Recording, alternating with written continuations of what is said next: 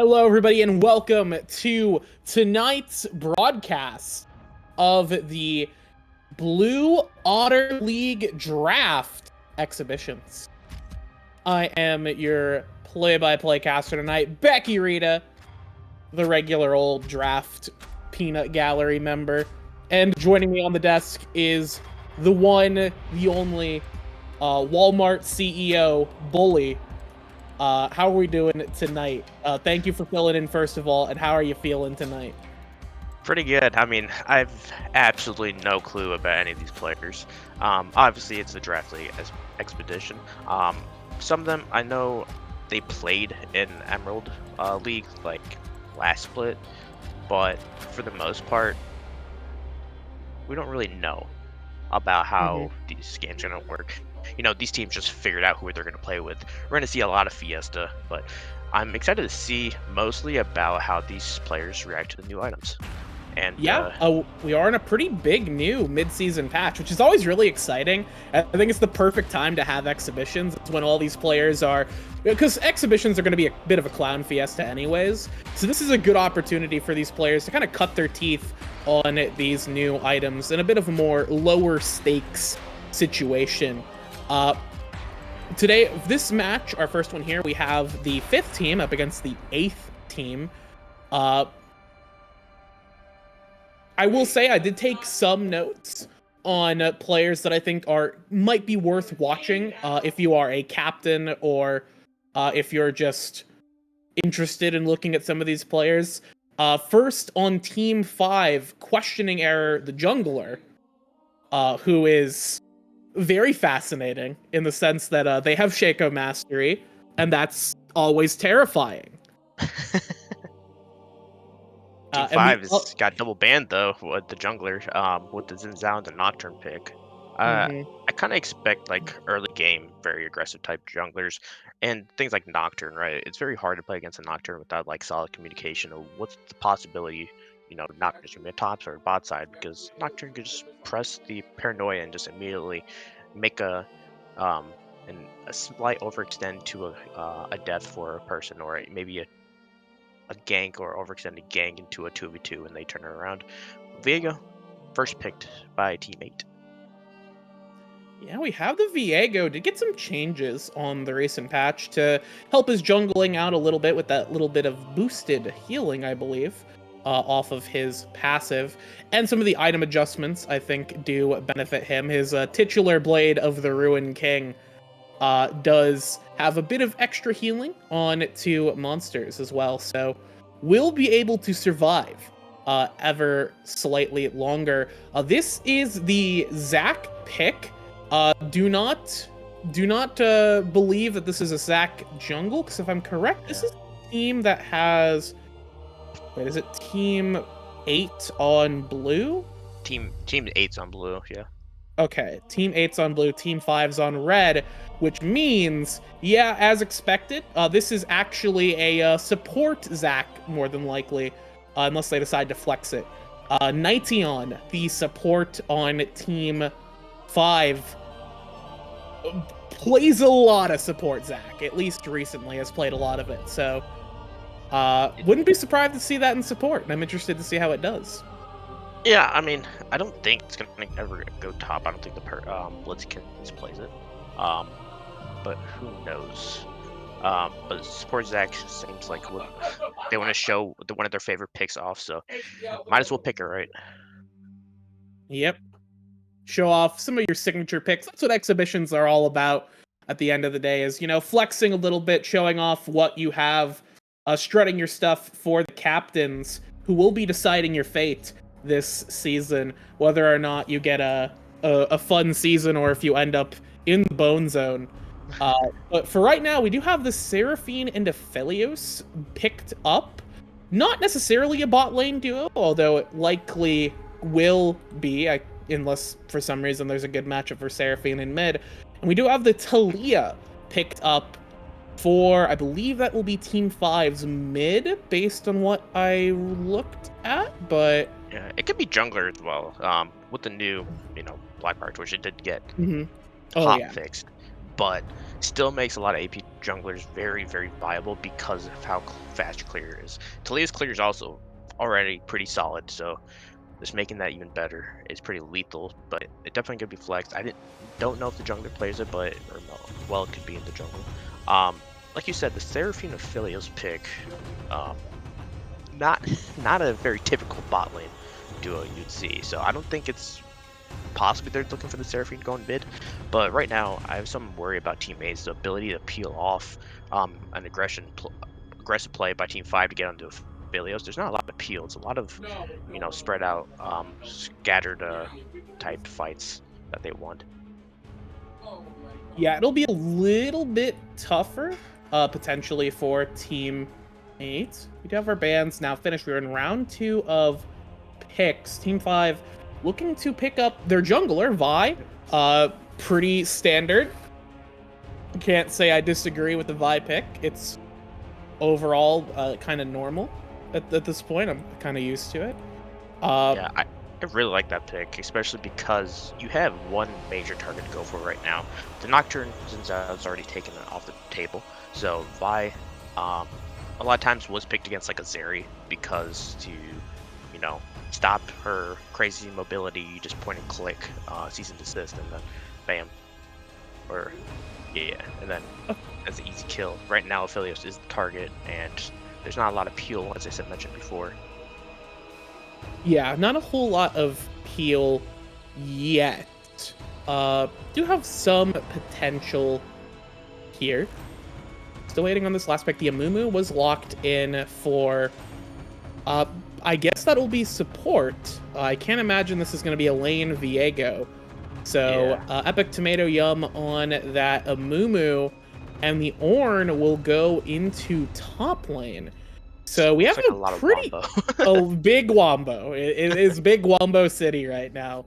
Amumu, Seraphine, Ornn, even Aphelios' ultimate later in the game can kind of blast people into outer space. So I always love seeing big wombo comps, and I think in exhibitions, if you want to pick something to make your team look good, uh, picking some big wombo where everybody gets to contribute and hitting the button together as a team, always a good thing to see. And now on the other side, we do have more diving into that pick oriented composition with the Vi and the Camille now following that up. Very heavy single target focus I from like this Team 5. pick because mostly Team 8's looking for that team fight potentials, which will require them to have the Ornn for a good follow-up on, the Curse of the Sad Mummy for the Mumu and the Encore from the Seraphine. But if now you have that threat of a split push, where if that Ornn now has to join team fights, Camille's on the side lane with a TP advantage or whatever advantage, Camille can just destroy these side lane towers, and then Team 8 is going to be in a small pickle. Not only that, Camille does pretty solid to Ornn after um, a couple levels. Oh yeah. Ornn does do a lot of base damage, where a lot of Camille players think that they could win early, like level 3 trades, but they don't because No. of just the brittle procs.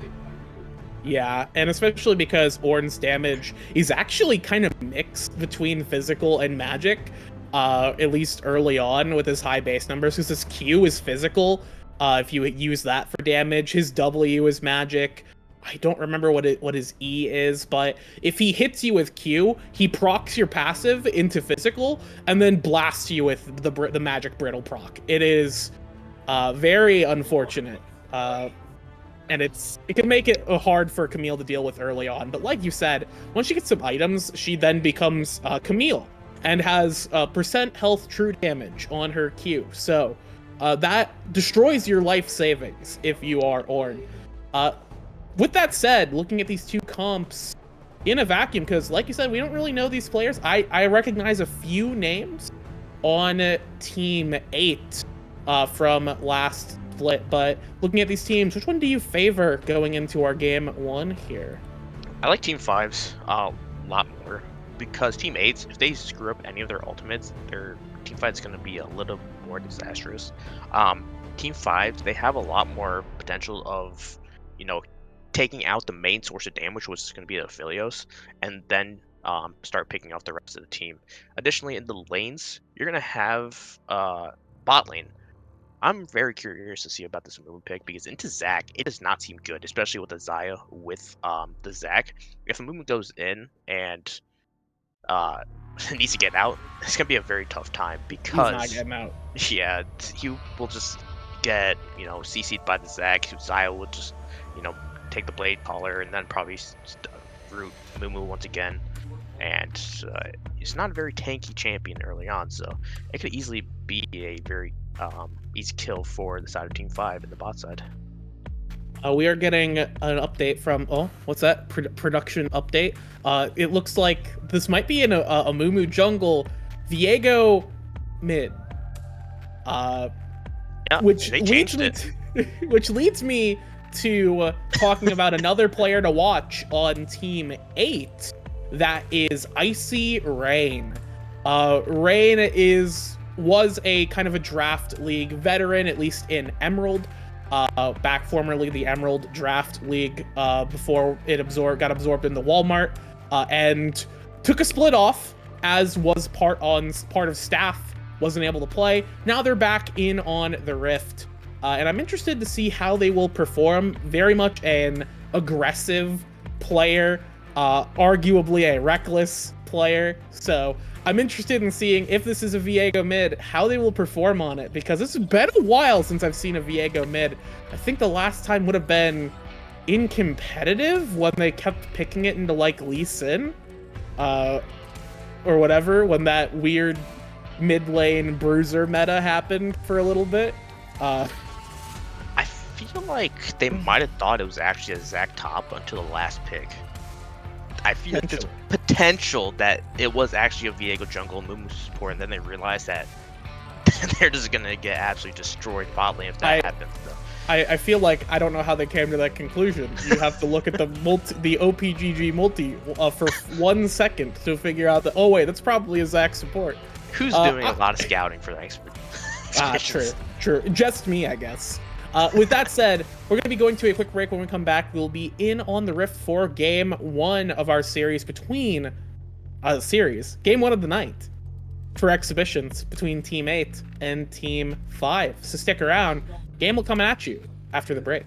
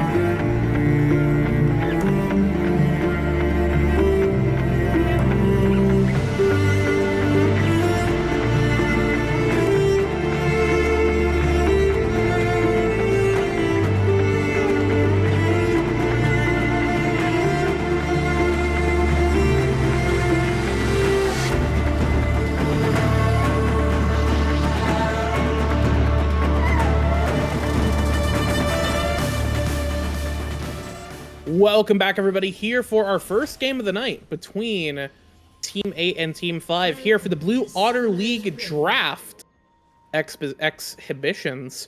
I am Becky Rita, joining me, the boss, the bully, and we also have Wookie Monster somewhere over there gesturing vaguely. It's fine. It's fine. With that said, looking at the start here, a lot of shakeups in terms of minor runes. No keystones. Nothing new in terms of that, at least active in this game. But I'm interested to see what these two teams are going to bring to the table. As Wookie Monster confirmed, this is a Viego mid and an Amumu jungle. So, what do you think about that? So, first of all, it's like without lethal tempo in the game anymore, thank God. Both ADCs are taking PTA. Pretty solid. Mid is going to be kind of interesting because I feel like Rain won't be able to punish a Talia early game at all, and he's going to take a lot of damage from the rocks. Top side looks like Kiss Rope is going to do a little CSing and didn't buy the corrupting pot early on. That's why you don't see a Dorn's shield in their inventory. But they got to be a little bit careful because of that. Corrupting pot. Rest in peace. Rest in peace. So sad. See corrupting pot gone. One of my favorite items. Even if it's bad, I always liked it. What are they doing with that then? I'm guessing it's just they're waiting until they get the gold for some kind of item, and they just wanted the consumable because you can't buy consumables with passive. So yeah, so I don't think you can do that anymore. Like you should, well, I guess they bought a ruby crystal, but I feel like a Doran shield probably would have been just a little bit better. Probably, it's certainly weird. I think that maybe they forgot that corrupting potion wasn't in the game anymore. I actually forgot that too. I learned this just like 5 minutes ago, so it's fine. Yeah, I never bought that anyway because it was pretty bad. It became pretty bad once they buffed Doran's items. But yeah, in mid lane we see Icy Rain just taking a little bit of damage, but Longlane actually took a lot of damage themselves. Yeah, these trades not too awful for Icy Rain here. We have the Amumu looking for a gank. That's going to be Longman in a bit of danger. The knockback will be good. The seismic shove will keep the Amumu away. We have the flash coming through. Echo waiting for that Q. It will go through first blood, but now will Vi turn it around, or will get turned around on? Seismic shoved into the stun, and the savior becomes the person in need of a savior, as LP Lock will also go down as Longman falls as well. Double kill going over to the side of Team 8 on the top side. A little bit of an aggressive trade. Orin struggling a bit here in the early game, but good stuff from Echo. Yeah, I think Longman should have accepted their death, and Dira is actually going to probably fall to Epic Tomato. There it is. Yeah. The Airy will go through. The Maul trying to show them a little bit more, but will not show a lot. There's LP Lock looking down here. Does have the charge, Flash and Ghost are available, but the Maul has realized that they are being shown right now, and they will go down. Did not get an assist on that kill. That was a solo kill over to Epic in the four-person lane. That was a solo kill going over to Epic Tomato Yum. Maybe not ideal, but yeah, traded back by the Vi. That was good awareness by We'll Show Them All. Not to try to flash Ghost out, because they were probably dead, and if they use that, they're just become another target. Kind of like how Longman doesn't have flash anymore, where they probably could have saved it except death, and probably not even baited IP Lock into that fight at all. And now you're seeing a 101 Viego in the mid lane, and pick is doing kind of good right now. It's not looking so bad. CS definitely, at least right now, in favor of Longman, but that's kind of to be expected of ranged into melee. What matters more is that Viego is not too far behind, and in fact has a lot of aggressive pressure here. If level 6 could potentially go for that kill, I would say. Although Echo is going to be found in the jungle. Punch does not land. We'll likely just walk out of this one, except trading. Actually, never mind. Is Vi in danger? Kiss Rope is in danger. Vi will be going down here as the wall will only stop Icy Rain, but not do a whole lot to help the already dead jungler as LP Lock falls again. And I mentioned a player who I thought was going to be here, but did get a sub. So questioning error, not real. The sub was in jungle. No Shaco, unfortunately. So once the Vault Breaker doesn't connect onto Echo, I think you just have to back out, because one, Icy Rain did have somewhat of priority to get to that team fight first, or that fight first, and then also Echo was able to get a lot of damage off. Already has the Bammy Cinder completed, so it has a lot of damage, a lot of tank stats already for this Amumu. So taking that fight is pretty much a death wish. Now you're looking at a 2-0-1 Amumu that, you know, is gonna start doing quite a bit of damage themselves with that Conquer. Yeah, gotta respect the Amumu damage resistance, especially the Tantrum boosted damage reduction on basic attacks really does come up a lot more than you'd expect. Just because its every hit is reduced, as Icy Rain maybe looking for something onto LP Lock, who has found themselves in a very precarious situation. The Vault Breaker will nearly escape, but does get caught by Epic Tomato Yum, and now we have Knighton, who is going to be popped into the slime zone. Will get slimed as Icy Rain claims a double kill, and it's looking like a bit of a Viego moment right now.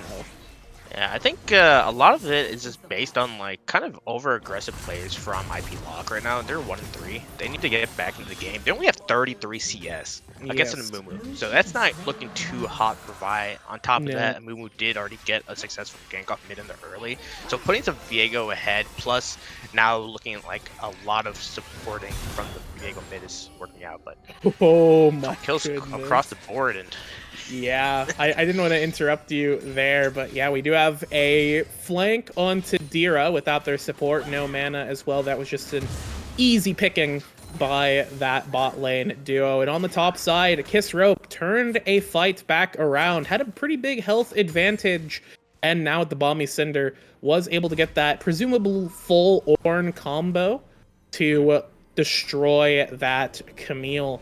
So right now, everything's turning up in favor of Team 8. And like you said, it's definitely... That's depressing. That's depressing. Nobody saw that, all right? It's interesting, right? So Blitzy got that solo kill early on, but they disrespected the Ornn damage. You don't really do enough damage until you complete the full Triforce, while the Ornn has, you know, components of a Sunfire. And the Ornn was able to turn that around with Brill's procs. The overall tankiness of the Ornn was enough to sustain just a burst from Blitzy, so kind of bit off a little bit more than they could chew, and they got solo killed for it, and that's not something you want to see. Yeah, absolutely not. As IP Lock will walk into mid, but not going to find anything in the bot side. Knighton looking for a fight, but here comes Echo. The Encore is good, but we do have an exhausted Dira right now, as the Maul is going to try and show them with the Moonlight Vigil. Will crash into Dira, taking them down 0-3 on the ADC. Now in the mid lane, we do have a fight by Icy Rain. Will not take it any further. Doesn't want to step up too aggressively into Longman, as Knighton trying to look for a potential kill here. Might actually get it. No sums onto Will Show Them All. IP Lock gonna go in, go for the dive, and that one gets given over to the Vi. Probably a good trade here, as the bandage toss from downtown locks in on Longman, and that is another kill going over to Team 8. And now Mumu gonna provide some backup to Kiss Rope, but yeah, play concludes in favor of Team 8. In the bot side, I think Dira was being a little bit too greedy with the Featherstorm in their pocket, but never mind. Let's see what happens. We have a dive coming out right here. It's just going to be a freebie right there, as Epic Tomato Young sings a song of sweet demise. Now the dive continues as the full lockdown comes through. The aggro's being juggled, but is it juggled well enough? No, it is not! None of them get that one as Longman stays alive. Nightyon arrives just in time to be the knight in shining armor and to save the queen that is Talia. Yeah, that stretching strikes from Knight saved Longman, because the bandage touch did land on to Longman, but the stretching strikes pulled that Mumu back, and now you got your Talia back on the board, and your Zac support is now 3-1-3. But back to the bot lane before all this craziness happened, was Dira held on to their Featherstorm for way too long. They ended up using their Flash and Ghost first, taking so much damage, and then using the Featherstorm last, in which at that point they're just gonna die because they're about 100 HP. If they used the Featherstorm first, they had that threat of the Blade Caller to basically hold their Flash, but Yeah, that's just a dive. This is how dives work. Very honestly, fairly coordinated for an exhibition team, aside from the top lane kerfuffle. Solid dive right there. And I do want to point out with Dira, as an important note for captains who may be watching this VOD, doing my research, Dira is not actually an AD carry player, based on at least like a fairly, not like a super in-depth glance through their profile, but at least enough to be like, okay, this person does not play the role.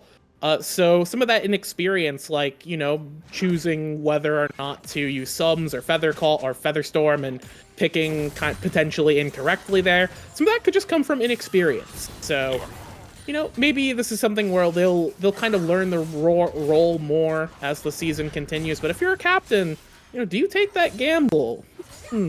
Probably not. Yeah, if I'm there, I'm probably not. Like you mentioned, though, this team 8, I believe it is, right? Yes.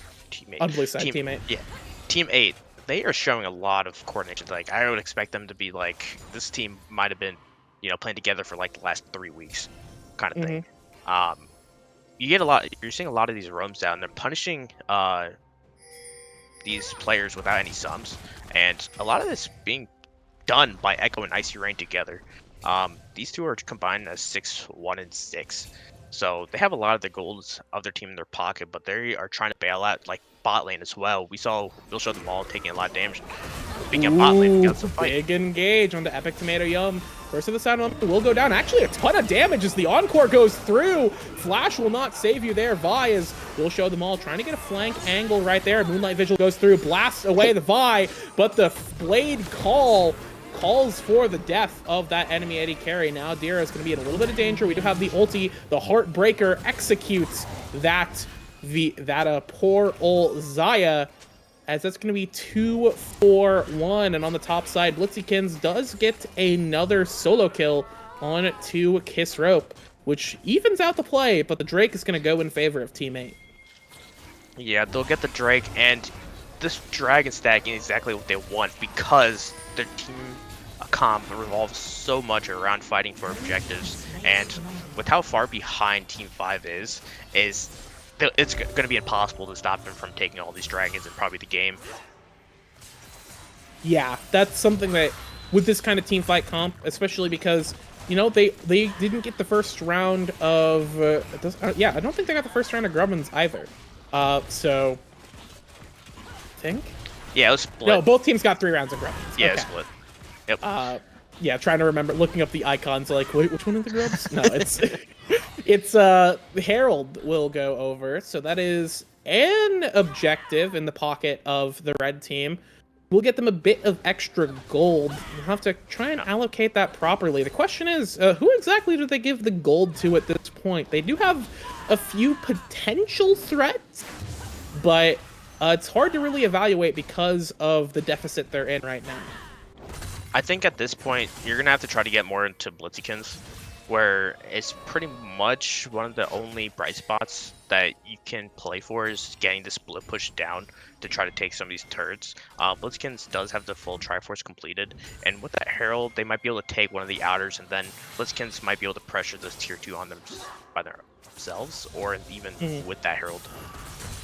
Yeah, I'd say that's probably a smart move. If not Blitzykins, then maybe you invest a bit into Longman, I Longman. think is in danger. Longman is definitely in danger. The Talia rocks are being thrown, but they're not quite enough. The shield's going to come through. That's going to be the Sterox, or not the Sterox, the Seraphs, as we'll show them all. We'll blast away the wall, and ooh, the knock-up from Kiss Rope. Bails out, will show them all, and now IP Lock is going to fall. The encore into the brush sings the same song we've heard before, as another 2 kills go over to the side of Team 8. A great TP interrupt from Kiss Rope, and a great fight overall on the bot side. Yeah, I don't think as Team 5 you re-engage that, because your damage is pretty much dead, and you saw your Talia was mid, so you don't have the information of where the rest of the team is. You saw the TP was interrupted, so as best it can be is only 2 of you there in that fight, and the 2 of you are as a support Zach and a 2-5 Vi. So you just let them, take the control of that bot side, blue side jungle, and not give them another kill. But unfortunately, they decided to try to re-engage and try to get one back, and they got punished for it. Yeah, big punish. Once again, Team 5 on the back foot here. Now a 5,000 gold down. That's going to be a fairly major deficit for them to overcome, especially because their damage just across the board is not doing so hot. Dira on this Xayah is really struggling. We saw a good Blade Caller that popped a kill earlier, but that really was only about it. This Talia is rather behind, doesn't have any big damage items, only sitting on that Seraphs.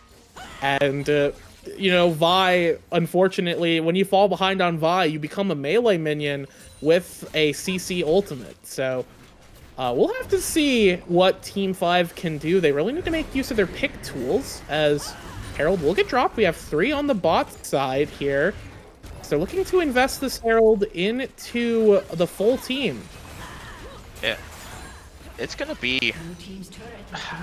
So, with the Conqueror build on Vi, there's a lot of different builds you could go, but never mind. It looks like we have some... Why did we do that?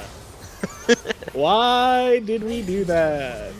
Okay, we do have a potential engage here, as Epic Tomato Yum's going to get locked, but the split is going on here. The fight is pretty split. We do burst down the 80 carry at the start of the fight, but IP Lock's going to fall right afterwards. Icy Rain getting rather low right here. The Blade Call will be good. That's a ton of damage onto those squishy members, but here comes the Orn Horn being called right there. As now Knighton trying to step up aggressively, but will fall back. And yeah, that ends up being a win for Team 5. Despite Blitzykins' suspicious gaming, it ends up being a win.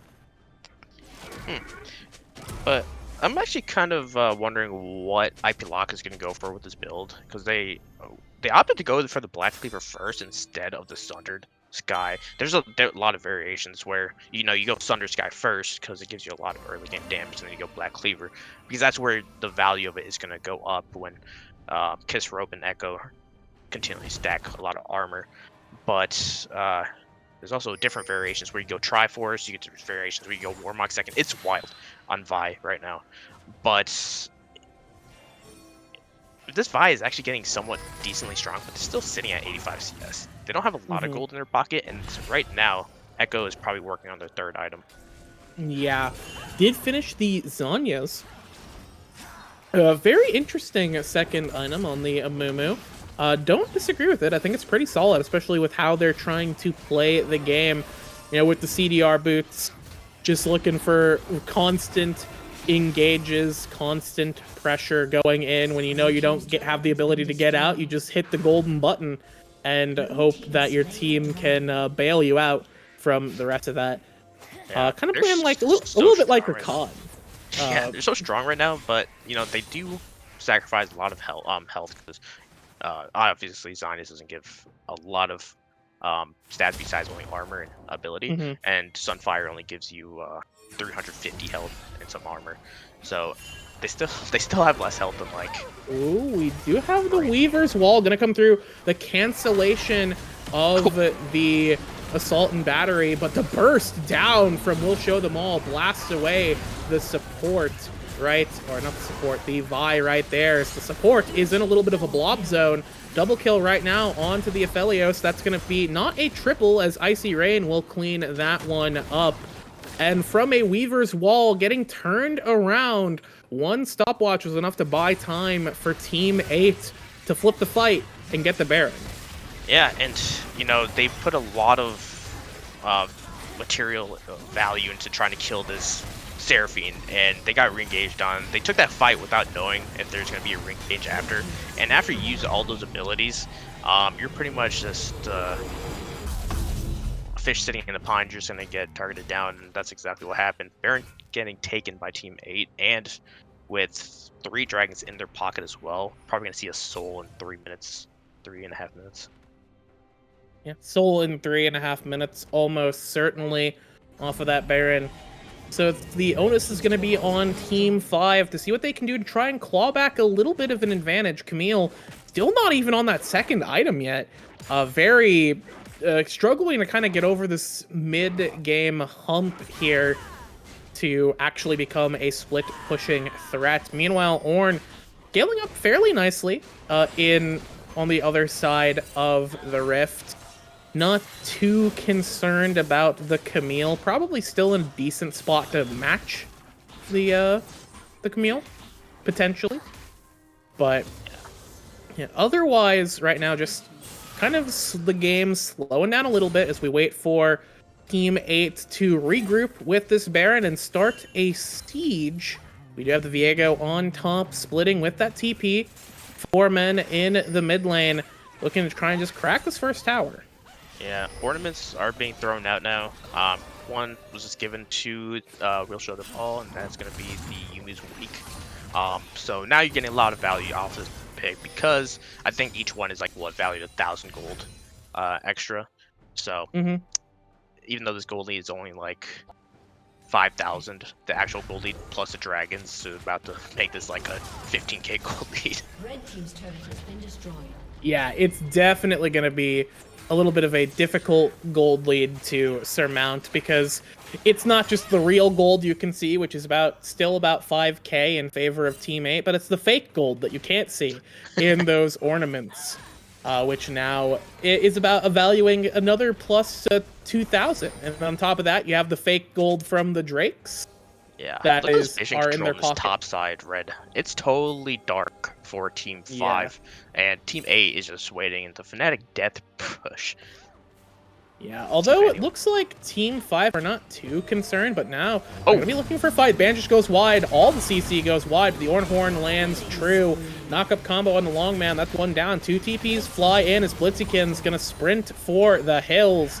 We have the recall from Nighteon, but it's going to be still only 2 members up top. Vi walking up there pretty slow. Nighteon has arrived now, 4v5, but it's not going to be a very favorable 4v5. Look at the end of the game right now. Yeah, aside from the Encore, Curse of the Sad Mummy is still available. Yeah, okay, ping's going down. They take the inhib and they take the safer play to recall here. Not wanting to risk their whole lives over a play like this. So they will walk away from this one. Yeah, they're just going to reset, go for the dragon. Looking for that Drake. Again, the safe play, the standard play, probably the smart play. But, you know, always, you know, it makes me sad a little bit. Makes me... you want to see the Fiesta? See if they throw? I always want to see the Fiesta. I'm here for the cheap entertainment. The cheaper, the better.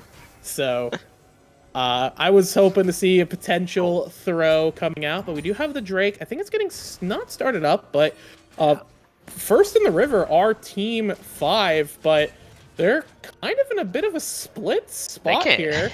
It's going to be very difficult for them to stay here. But yeah, gonna be rather difficult. They do have Camille on the flank. LP Lock's gonna get on to Will Show Them All with a full lock combo. Does not go through. Okay, they do complete it. They get down. They get down the Viego, but who are they going to lose in the process? Still 5 men strong, as Icy Rain's going to be next on the list. Flash away, will stay alive. Big damage coming out from the Ornn, and the knockup right there. The CC is huge. Icy Rain goes in, gets the heartbreak, and executes the reset. Arenos will go through, jumping in off of the Zac, dodging out the Featherstorm, as Icy Rain not washed. The admin gets their revenge. Former staff member gets their revenge on the Rift with the quadra kill. It was actually looking kind of decent for Team 5 at the start of that. They got 2 crucial picks on the Aphelios and the Moon, but then the team fight actually went a little too long. Icy Rain was able to get resets off of resets, and Dira just didn't have enough damage, still sitting on only 2 items at 25 minutes a game, while, you know, the rest of the enemy team pretty much has 3. Yeah, it's certainly, I think it was a formidable effort. They did what their comp needed to do. They got on to the Aphelios.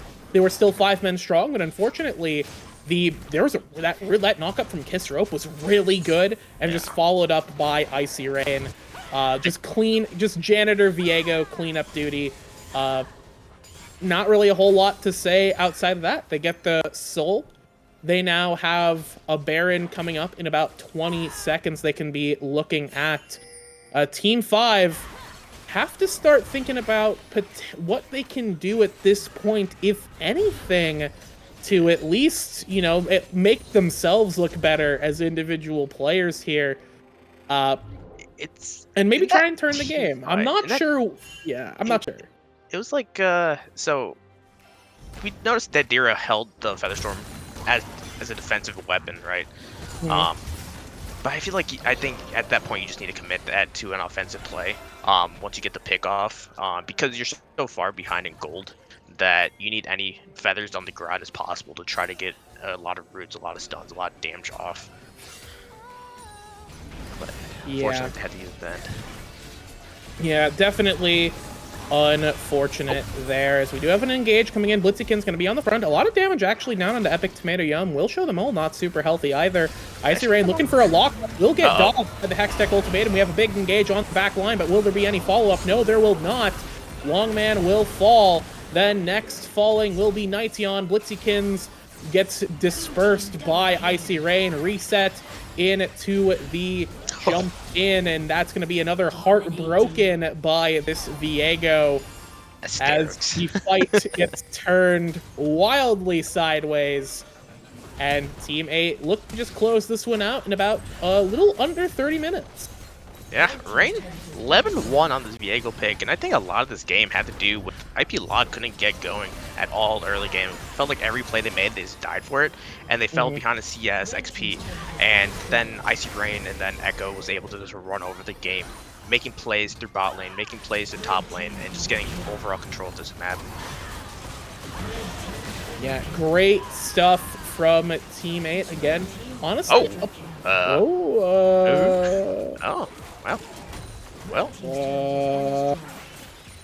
guys? Hey, Baron's up. Okay. Baron's up, let's go! Yeah, so Quadra, I was talking about Lock not being able to get in the game, but they just got a Quadra right there. They might be able to get a little more items, a little more damage, but the Baron should be done as well. I guess so. Huh. Well, you know, maybe Team 5 has a bit of fight left in them. Not sure how much fight, but hey, that was 2,000 gold that they just got right there from that Baron. Yeah, huge shutdown. Unfortunately, a lot of it was onto Vi exactly, but they do have the objective bounties as well they picked up there, so that's going to be a decent influx of gold. It's still definitely a deficit here. Yeah. I think like a full item in favor of the Aphelios in terms of 80 carries. A full item in favor of Icy Rain in mid. There's a lot of gold just in general across the board. But Team 5 do have the Baron, which buys them a little bit of time to at least stop any sieges and gives them a little bit of extra time to start farming up.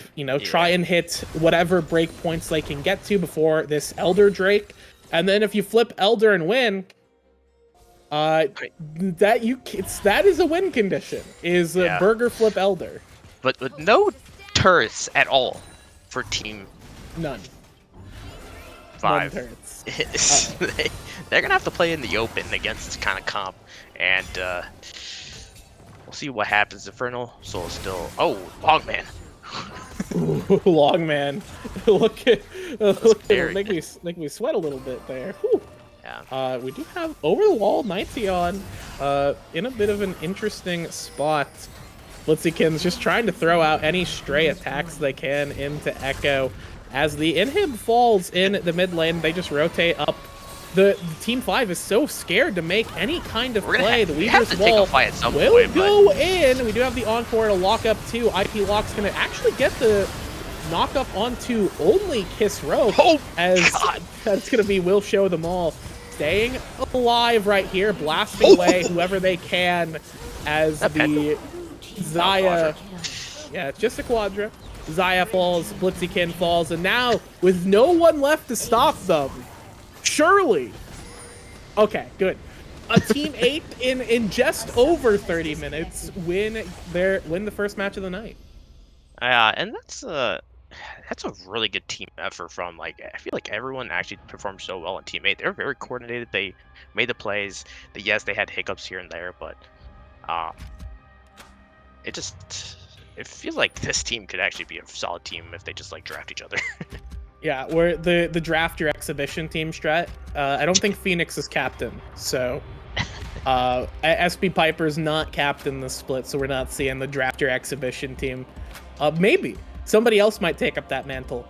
As I do say, like you said, I felt this team honestly looked better than some draft teams I've seen that have actually been constructed. So they looked fairly coordinated. I think obviously big performances coming out from Icy Rain. Tomato played fairly well. Echo, I think, had some really good Curse of the Sad Mummies and really good play around Icy Rain in mid. And although they were a bit slower on the start, I do think that Kiss Rope in the top lane pretty solid. So overall, just a good performance from the team. On the other side, what players stood out to you on Team 5 that you would like to recognize here for our potential captains? Knight played really well on this stack, making sure the bot side just didn't go crazily one-sided on Team 5's teammates. I hate when team has a number, but yeah, but Knight played extremely well. I felt like the team just got a little bit too behind, but they did get some really good plays off. I think Longman also played pretty solid, especially when he was super far behind in this early to mid game at Cecilia against the Viego. But they were able to do a lot of damage. They actually did the second most damage in the game at the end. Yeah. Well, we'll have to see what our next two teams have in store for us. When we come back, we'll be in draft for the match for the next exhibition match. We'll be watching Team 9 versus Team 12. So stick around. That game will be coming at you after a break.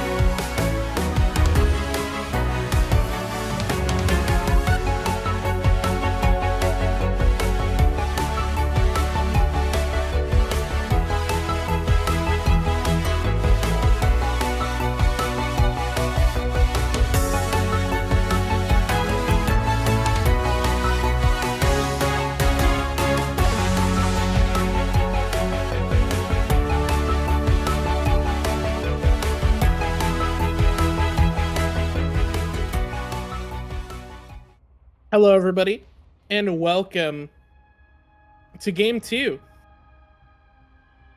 of the night. Our second game of the night, not a Game 2. This is not a series. These are all best of ones.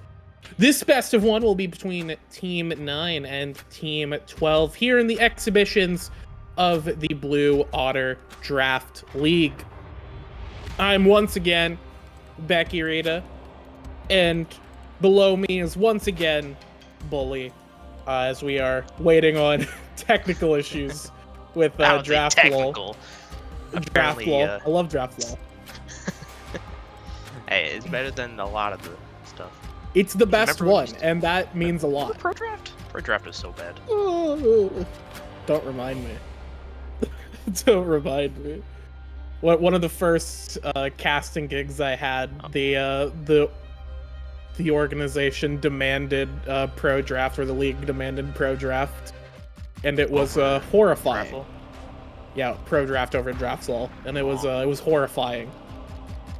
So I think what happened was just somebody clicked the red link and messed up things as per usual. It's always a player fault, always the other players.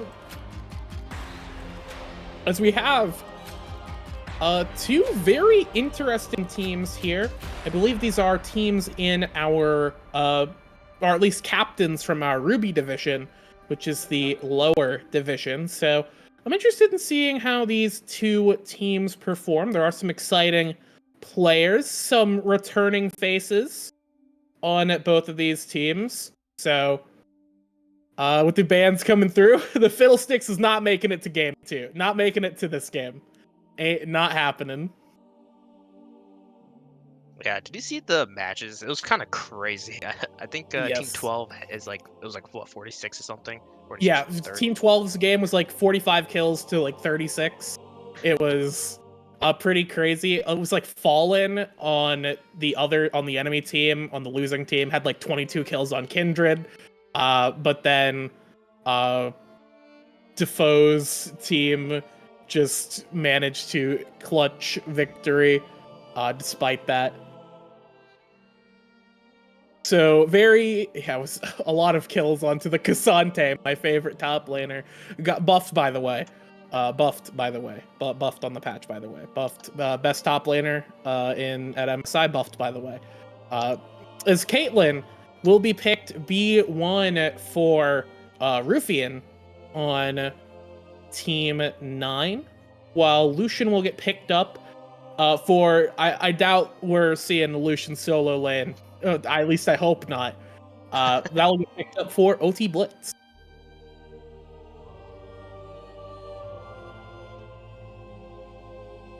You know, I was actually surprised that we just didn't see like just a non-me insta-picked. Yeah. We have the Thresh, the lore combo here. Lucian and Thresh in the bot lane. As Caitlyn will be paired with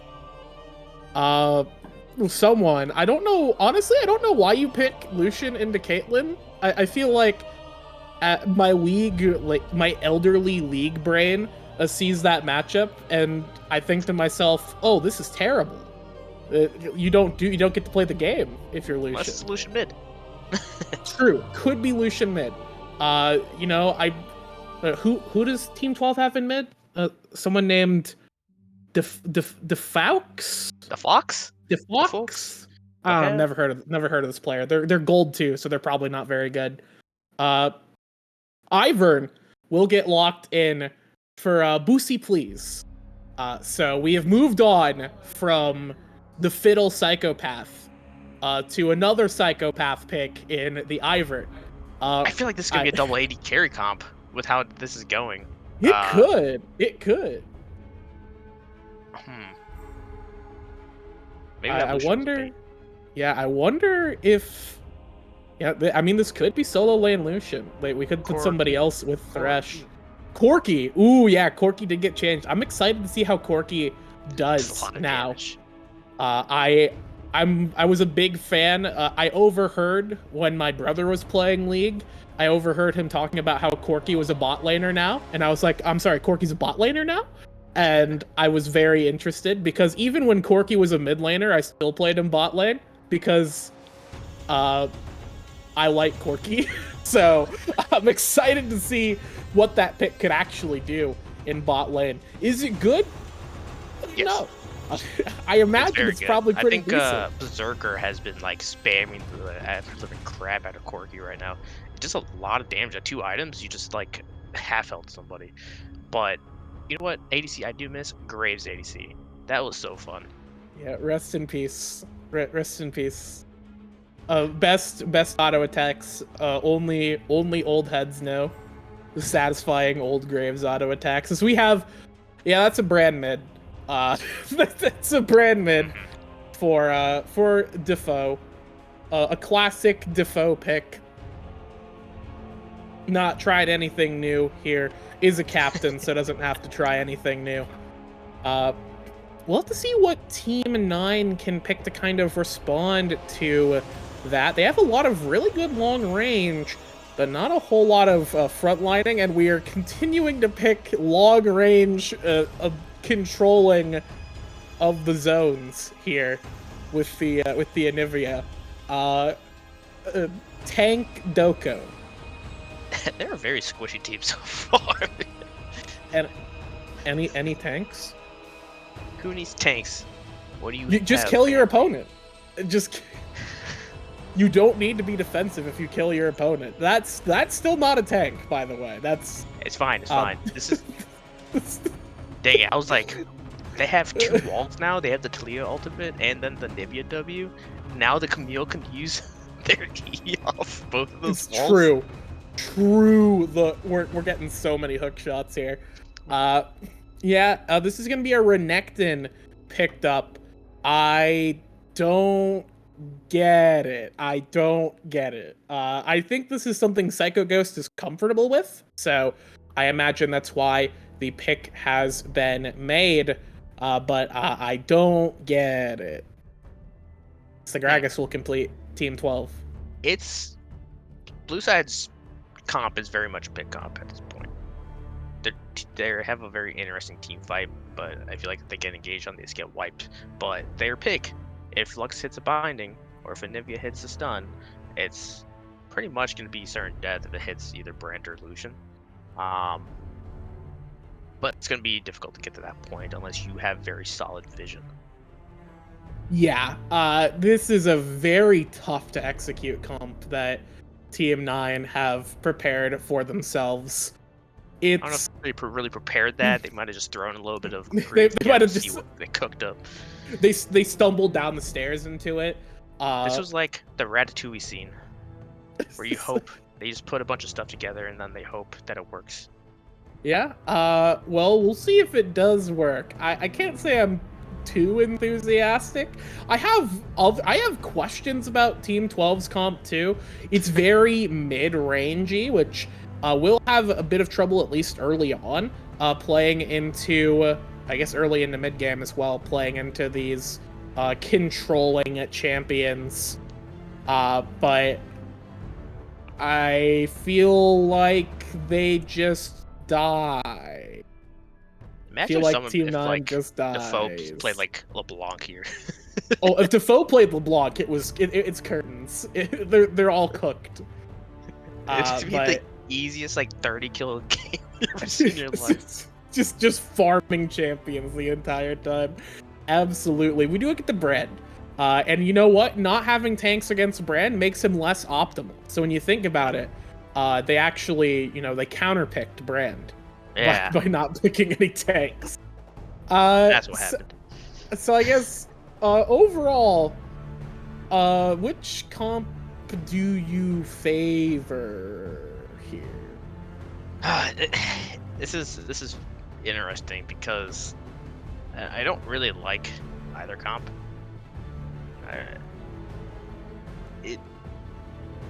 It's gonna be very hard to siege against Blue Sides. I believe that's Team 9. Which team is that? Blue Side? Blue Side is Team 9. Team 9, Team 9's comp. It's going to be a very hard siege against that team. But what you said, there's a very mid-range comp from Team 12. So they get to a position where they're trying to take down these turrets, but they can't because the minions are getting just wiped the second they show on one of their screens. And they have a very dangerous early game in the bot side where they could possibly try to snowball it from there. You know, if Caitlyn Lux gets ahead on the solution, now you have to rely on your brand to do the most severe damage. And then the problem with brand is same thing, kind of mid-range where they could get caught easily by a binding or a stun or seismic shove by it, and it's just going to be game over at that point. But on the flip side, they are very squishy where, like you said, if they don't execute, if they don't get the vision, they get caught out, then they're just gonna be SOL. Yeah, I would agree with that. I think just because of how difficult to execute the comp is, I would favor Team 12. But there are a lot of really distinct positives for Team 9. They do have that great pick composition. They do have the great zone control tools. If they get first to an objective, it's really hard for Team 12 to even think about getting in through any of those choke points. But it's tough. It's really tough. I'm concerned. I'm concerned about whether or not the team can execute. But anytime Brand is picked, it brings back a memory of one of my first comp teams, where my mid laner was the Raging Alcoholic. Okay. And there's one game where they went like 0-16 on Brand, and there's one fight where they run into all 5, press R, it dies, and we're like, why'd you just run into him? He's like, it's okay, I got my R off. We're like, we need your other abilities too. Yo, I clicked R, boys. I got him. He was so Mission like proud of complete. himself for hitting his ultimate. He's like, I got it off. It's okay. I hit my point and click ability. Yo, great work. Great pat on the back. Point where we needed him too, because like, even though he didn't do a lot of damage, he still had like Yandere, so he still got the burn in. He was a body. It was Brand. But You know, we actually lost. Brand is equally useful 10-0 and 0-10. So, or at least was back when he was more of a support. Yeah, well, we'll see if Defoe does that, goes 0-16 or 16-0. We'll have to see.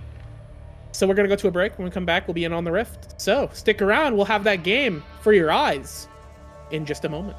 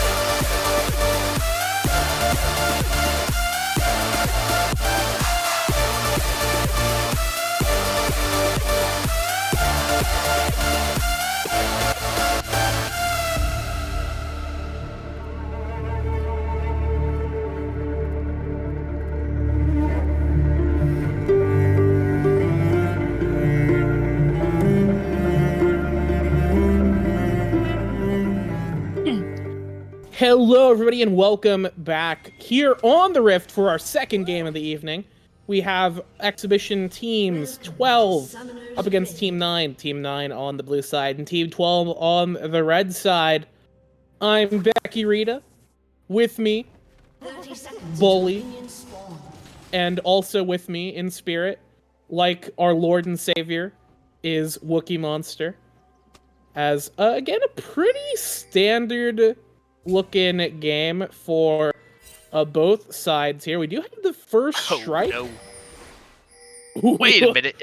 The 9 trees think their hook was like the entire map length? Yes, like, potentially. That was... Minions have spawned. Yes.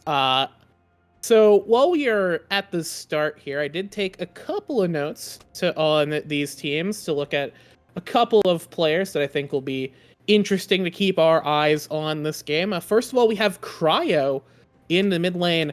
You'll never believe what champion they play with the name Cryo. That's right, Aurelion Sol. And also Anivia. If they played Victor, I think they might be a different player who is not in the league. As the hook goes wide. That could have been pretty bad if that hook did land. Well, Blitz did a lot of damage in that trade. Yeah, it was a really... not a great start for our friend Lucian here, who's just getting pounded by Poke. As you were looking... we do have a banned skin, though. If you saw the typing.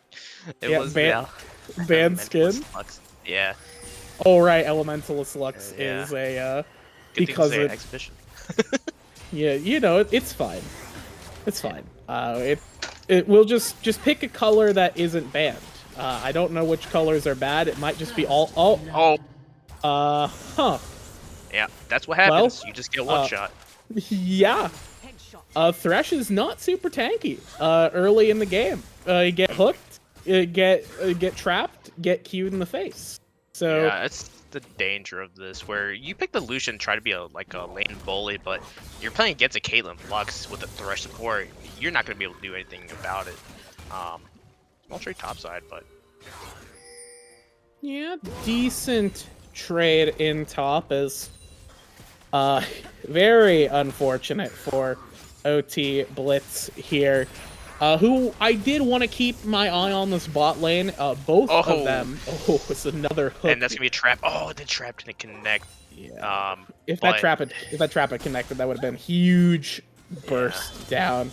Ivern is walking around, but I don't know. I don't know about this one. I don't know about Ivern in terms of moral support early on. With no heal. This is a good angle. Okay, let's watch out for... Yeah, OT Blitz will get trapped up. Okay, the cleanse is good. Misashi trying to run away here. Ruffian will drop the heal. Both of them are getting away. Is the trap? He got lantern on the trap. He got lantern through the trap. Oh, who's trapping who? Defoe in the mid lane will get walled off from safety. Will flash as Proton Plat player will flash as well, but Cryo completes that kill in mid. As Ruffian picked up another one, and now Proton Plat player may have found a little bit more here in the jungle. Ivern just trying to get this scuttle down low enough to smite it. Does not grab that, as Proton Plat player will pick up the scuttle. Now Cryo could be in a little bit of... Oh, good wall to stop that, as Defoe now... Oh, Defoe is in trouble again. Continuing forward. We do have the egg. 9 trees is there. And the play stops. So already, The comp of just taking the Lux Caitlyn is paying a lot of dividends, as this Caitlyn's already up 15 CS, 2 kills. I think OT Blitz needs to be a little bit more aware of their surroundings, mainly of the traps. And I don't think they should have even taken that Lantern in the bot lane, because they were basically one auto away from dying. But it was a good bailout. I think it was fine just to, get the push out and then let your bot lane reset rather than trying to pursue the kill. But in the end, they do try to pursue it, and now you're looking at a Caitlyn that already has a BF sword. Yeah, BF sword and Boots 1, both of which will just allow her to non-stop pressure Lucian. Any luck spell tags him, Caitlyn can just kind of run up and donk him in the forehead. And every single one of those shots with this BF sword is going to hurt. And not a lot of lifesteal in pocket either for OT Blitz. Has that first strike, so no extra healing, at least on that keystone, as Psycho Ghost gonna flash away from the Fat Man. The ultimate did get used by Bear, so did not amount into any kills, as we do have Cryo in the mid lane here. Gonna get stunned up, gonna get blasted down. Seismic shoved into a very precarious spot, as that's gonna be just easily picked up there. But on the bot side, we have 9 trees trying to turn this bot lane around. OT Blitz getting really low, does trade there, but that's gonna go over to Nisashi, who is now in a very bad spot. Will flash the root caller. Now Nisashi gonna have to wait for that hook, does not sidestep it, and this will almost certainly be a kill eventually. It takes so long. Eventually, this shield's gonna take him down. Yep, there it goes. As now on the top side, Psycho Ghost has popped the Dominus. Bear, no mana on the Gragas here. Oh. That's a pretty low HP Bear's bar on the Renekton, but it does here. not matter. And yeah, it does. It's gonna be a very big danger for Bear, especially now that Proton player has arrived. Good flash and dash out from the Gragas to stay alive. Yeah. In the bot side, it's actually kind of interesting to take the first strike. Yes, it's good on Lucian, but this lane, I feel like you're going to barely get any first strike gold off of it, so the value isn't there anymore. They will pick up the dragon with the help of the Lucian. On the flip side, Proton Plat players taking the grubs, and I like the trade for it just to try to get the grubs to try to, speed up the turret taking process and try to snowball this game, especially because you already have a very fed bot lane, and your siege by itself is pretty mediocre. Yeah, okay, 4v2. Nisashi might have bit off a little bit more than could chew. The stun goes through, and Defoe will pick that one up. Flash coming out from OT Blitz to try and pick up the kill. Goes over to Defoe anyways, as maybe a bit of a miscalculation from Nisashi there. Yeah, I think the dragon's gonna go. And you already used your flash last fight, and you're not gonna be able to actually. Oh. Yeah, the flash getting blown. Yeah. Okay. Yeah, I think you just let that dragon happen. You don't try to poke it. You just try to get control of this lane again. But now with your Lux, you need to walk back again, blowing the heal. You can't just try to punish the solution, and you allowed 9 trees to actually roam up mid to get a free flash out because of that kill. Yeah. Just a free flash, like you said, and it's going to be a little tough for Cryo here. They have been positioning pretty well on the Anivia, using the storms and the walls very effectively. So I think that, at least for right now, they will be fine, but any extra pressure coming in from Boosty Please or 9 Trees could spell Cryo's death and re-death in the mid lane. As now Bussy is going to be on the top side. Psycho Ghost going to pop the Dominus here. Bear looking a little sketchy in terms of HP, but I think Bear might Psycho die here. Ghost, yeah, Bear's actually going to be on the back foot right now. HP bar's very low on the Psycho Ghost. The Daisy pop-up will be enough damage. Now the shield from the Ivern is enough. Bear barely lives there by just the singed furs off of their hide as they walk out of that one. That was a disaster play from Team 9's top side. The knockup actually saved that fight. Otherwise, it would have been a 2 0 kills for Team 9 on that play, but wow, that was super close. Yeah, that was so close. I thought the Dominus was going to be enough, but man, Daisy's just the best. I don't know what to say. Daisy's too good. And this Ivern's now sitting at 3-0-2. Unfortunately, Barrett couldn't pick up any of those kills and still down in CS and just slightly down in gold, but that did help a lot of pressure that Psycho Ghost putting up on top lane. Yeah, and I think at this point, with the CDR boots completed and that tier in pocket, once we get some of those items in, it becomes very easy for Gragas to just kind of stay in lane forever, because you heal a lot, your poke is constant, you apply non-stop pressure, and even with Renekton's healing off of his Q, it's just not really going to be enough to stick in lane into this Gragas. Unless they go for a gank, and Cryo's looking for it. We do have the Storm going down. That's a good Storm. We do have the knockback. We'll interrupt the Storm as Bear. We'll just try and dip out of that one. Stun comes through, but here comes Defoe. The Pyroclasm's going to go out. That's going to be an egg. Sunny side up, potentially. But this egg's not going to get cooked. It's going to be potentially dangerous. Salmonella could be picked up by Defoe here. The flash will go fought through, as now Nisashi's gonna be in danger, will be at low HP, will almost certainly go down. There she goes. Now Psycho Ghost going for the long range stun on to Defoe. It's gonna be a full lockdown. Frostbite blasted back onto Defoe. That's why you gotta cook your eggs thoroughly. They'll come back to bite you in the end. Ruffian's gonna try and trade back there. Proton player blasts away OT Blitz in bot side. Now Boosie Please gonna be in a little bit of danger. The shield from Ivern. Ivern's the best champion. Ivern is the best champion in the game. Well, we can't kill this man. We can't kill him. Oh, okay. Yes, you can. Okay, we got him. All right, mission accomplished. Tree down. Wait, let's see if Ninetales could hit this hook. Okay, I thought Ninetales was gonna throw out a hook there. Okay, yeah, no, Nine Trees is not gonna throw out the hook. We do have the Weaver's Wall coming through though. It's now Nine Trees is gonna be trapped like a fish in a barrel, and we'll get popped like one too. As that one goes over to Nisashi, and the bot lane of Team 9 picking up some kills back. Yeah, and right now, Proton Plat player will need to take a reset. I presume they're gonna go for this Grubs yet again. The Dragon is in 23 seconds as well, and it looks like the Ivern is headed towards the Grubs as well, so it looks like they don't want to give up 6 Grubs. And for the Dragon,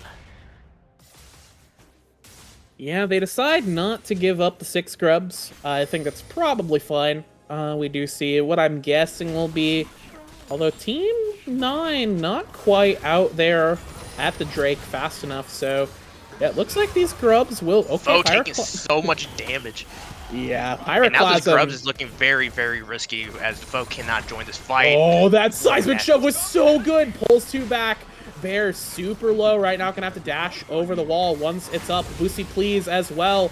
We'll try and get out of there, but there's no dashes. The wall is good. It traps them in their own demise, as that will only be one Grubbin picked up by Boosie Please. And that's a 5-stacker for the side of Team 9. That is where you want to be with the Grubs here. No Drakes were even traded off that too, so now Team 9 can look for a Drake, and it's going to be a toasted here. Yeah. Oh, the flash. Teamwork, folks. We did it. Proton Plat player looking to get the seismic shove. That's going to be a dead Ivern.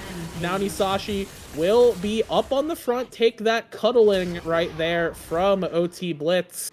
But it's not a whole lot. It's now with 2 players down, the jungler down as well. This Drake is absolutely going to go the way of Team 9. Yeah, and right now with the 6.5k gold lead, it feels like Team 9 just has full control of this game. And we saw that by the double flash trying to dodge the Caitlyn ultimate. But the funny thing is OT Blitz would have lived anyway without flashing, because they had the Ivern shield on them. But now you just lose both those suns you get, and now you're just a sitting duck for the next time that happens. Yeah, it is looking a little sketchy here for Team 12. They do still have some decent power points in terms of, you know, Brand will eventually be good in fights. We do have an engage here. 4v1 on to Psycho Ghost. Going to be turning into a ghost any moment now, as the Pyroclasm will be good. The stun will go through, but the foe might get turned around on! The blast goes through, but not soon enough. And now on the bot side, OT Blitz is getting frozen solid right there. As Lucian falls once again, 1-4 on the bot side. As 2 more kills go over to the side of Team 9. Yeah, and a lot of this game is just from the funny thing is, like, a lot of the snowball effect of, it feels like Team 12 feel like they need to do something, right? They, instead of going for the dragon, which they had the better resets for, of trying to start that dragon stacking, they decided to try to contest the grubs, not give up 6, but instead they only get 1 grub, they die at it, and then they give the dragon anyway. So now a lot of their potential, you know, a way out of this game is gone, and about a 7.5k gold lead at 15 minutes. It's now Team 9's game to lose. Yeah, and this is exactly where they want to be. Like, we were sort of talking about, like, well, they can snowball, really, as you said in draft, you know, they can snowball really effectively through bot side. And once they have that snowball, it becomes really dangerous for Team 12 to take any fights because they're so close range. And we're seeing that come to fruition here this game. The fact that Team 12 are now in a very losing position. They have to try and fight this very long-range, pick-oriented composition from a deficit. And at any time a light binding come out from nowhere, a trap could be stumbled into, a good wall from Cryo could set up for instant death onto anyone that Team 12 has. As Defoe's going to be looking for a 1v1. Cryo can definitely turn this one around, as Defoe's going to be looking to try and cook this chicken, but that is not going to be enough damage. 2 levels up and a Roa. That is a tanky bird, and Defoe will have to walk away. Yeah, smart play by Defoe. A lot of people would try to, like, break the egg right there and get the kill, but Defoe knew that he did not have the cooldowns to do so, and wisely just backed off.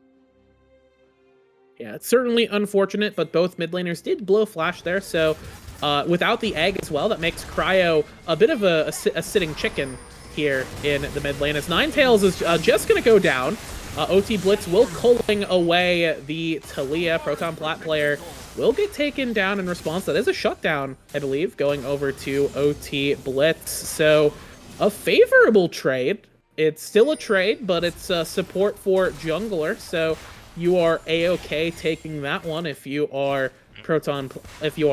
OT Blitz. But it's still not looking great because this siege is so hard to contest. Really wanted that kill. Actually, looking at it right now, Blitz only sitting on 1 item, and Light Binding's going to land on the Ivor, but Ruffian's almost done with the IE. I think once they actually take a recall, they're going to finish that, and now the damage is going to be amplified by a ton. Yeah, damage is going to be very, very dangerous here. On top side, we do have a 1v1, a little bit of a trade coming out there. No, okay, we have a flash getting... Yeah, good wall. Blows that flash out of 9 trees. That is an engage or pick tool now out of the hands of Team 12. And as this next Drake comes up in... I turned objective timers off. In 33 seconds, they're going to have... That's something they really wish that they had. And it's going to make this contest, if they decide to go for it, a bit sketchy. But they don't have to contest. That's the There's no way they can. You're looking at the items in the pockets. You have 2 full items completed on the Nivea and the Caitlyn, and the Talia as well, while no one has 2 items on the side of Team 12. So I think you just let this go, try to, you know, pick up the waves, and then just say, you know what, we'll fight for another day, try to make up these shutdowns onto the major carries. Actually, there's only 1 shutdown. It's on the Nivea. I'm surprised Ruffian does not have a shutdown. Yeah, I think they might have lost. No, actually, no, they didn't lose it. Yeah, I don't know why Ruffian doesn't have a shutdown. Maybe OT Blitz, like, I'm gonna click the X button and see the gold. Oh, no, that's a 2,000 gold lead in favor of the Caitlyn. Is that the Pyroclasm's gonna go out, do a bit of damage. but no follow-up from anyone else means that Proton Plat player will walk away.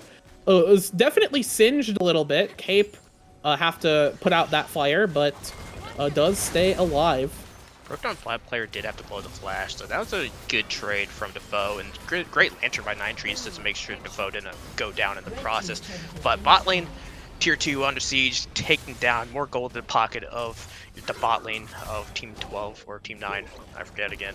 But yeah, so Caitlyn 9 is on blue side. 9 is blue side. 9 Trees is on Team 12. All right. Got it. Yep, that true. makes it even more confusing. Yep. Yeah, I got it. I don't got it. That's even worse. But yeah, so it's a 10k gold lead, and not a lot of action actually happened after like the 15-minute mark, but the gold lead still is expanding, and it feels like there's no other way for Team 12 to get back into this unless a desperation play onto a Nivea or maybe a play where they're able to catch out Cryo and Ruffian at the same time, where they could possibly go for a Baron. Yeah, because of the 2-threat composition, and honestly, the multi-threat composition. Yeah, it's like a 4th threat at this point. Actually 5.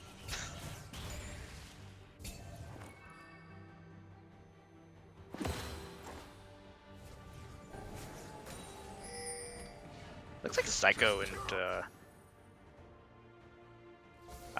Lux is trying to get vision into the Baron pit. Becky, are you still there? Did Storm knock you out?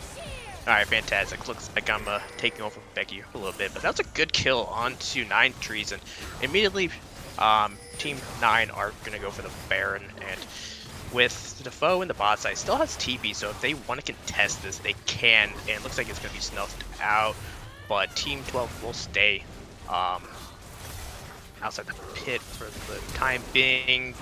Ivern is going to get caught out, need to burn the flash, but he's going to be able to get back in the pit, and the Smite Steal will be completed. That's going to be a steal for Team 12, while unfortunately OT Blitz will go down to Cryo, but you know, that's a big objective just stolen away by Ivern, and you know, it'll prolong the game just a little bit, but Psycho Ghost wants to get another kill in return, and Proton Plat players on the pursuit as well. Foe is going to get stunned up by Psycho Ghost, but Psycho Ghost will just get a little bit of damage off and trade back. And, you know, without that Baron, it's going to be a little bit more difficult. Bear will pick up a quick kill onto Lux, and, you know, we'll just flash on the process. I don't think they needed to flash, though. And while I grab my breath here, as have to do both sides, and hopefully Becky will come back. The siege is still happening. Team 9, but they will get pushed out by the great ultimate by Defoe. And welcome back, Becky Rita. I was about to, you know, all right, hello, delete this game. I'm gonna delete the game. I'm deleting. Yeah, but something you did miss is that Ivern did steal the Baron. Oh. Yeah. Uh-oh. So, you know, it did prolong the game a little bit. The goal lead is still about 10k, but without that Baron, it does get a little more difficult for Team 12 or Team 9 to push. So, great steal. Yeah, great steal from Team 12 there, and great steal from Boosie Please. As if it's one thing I know about Defoe teams, regardless of where they are, is that they will stall. They can stall, and they can try and claw back a victory from any possible scenario. Still not super enthusiastic about the odds for this game. But I mean, double burn completed for Defoe though, and oh wow, that was quite a bit of damage on just from stray attacks. But that wall is so not good, long for this man. Yeah, that wall was lethal right there. Another great one from Cryo there, turning this Drake contest into a 4v5 at the start, and there'll be nothing left to contest as another wall goes down. These walls are unstoppable.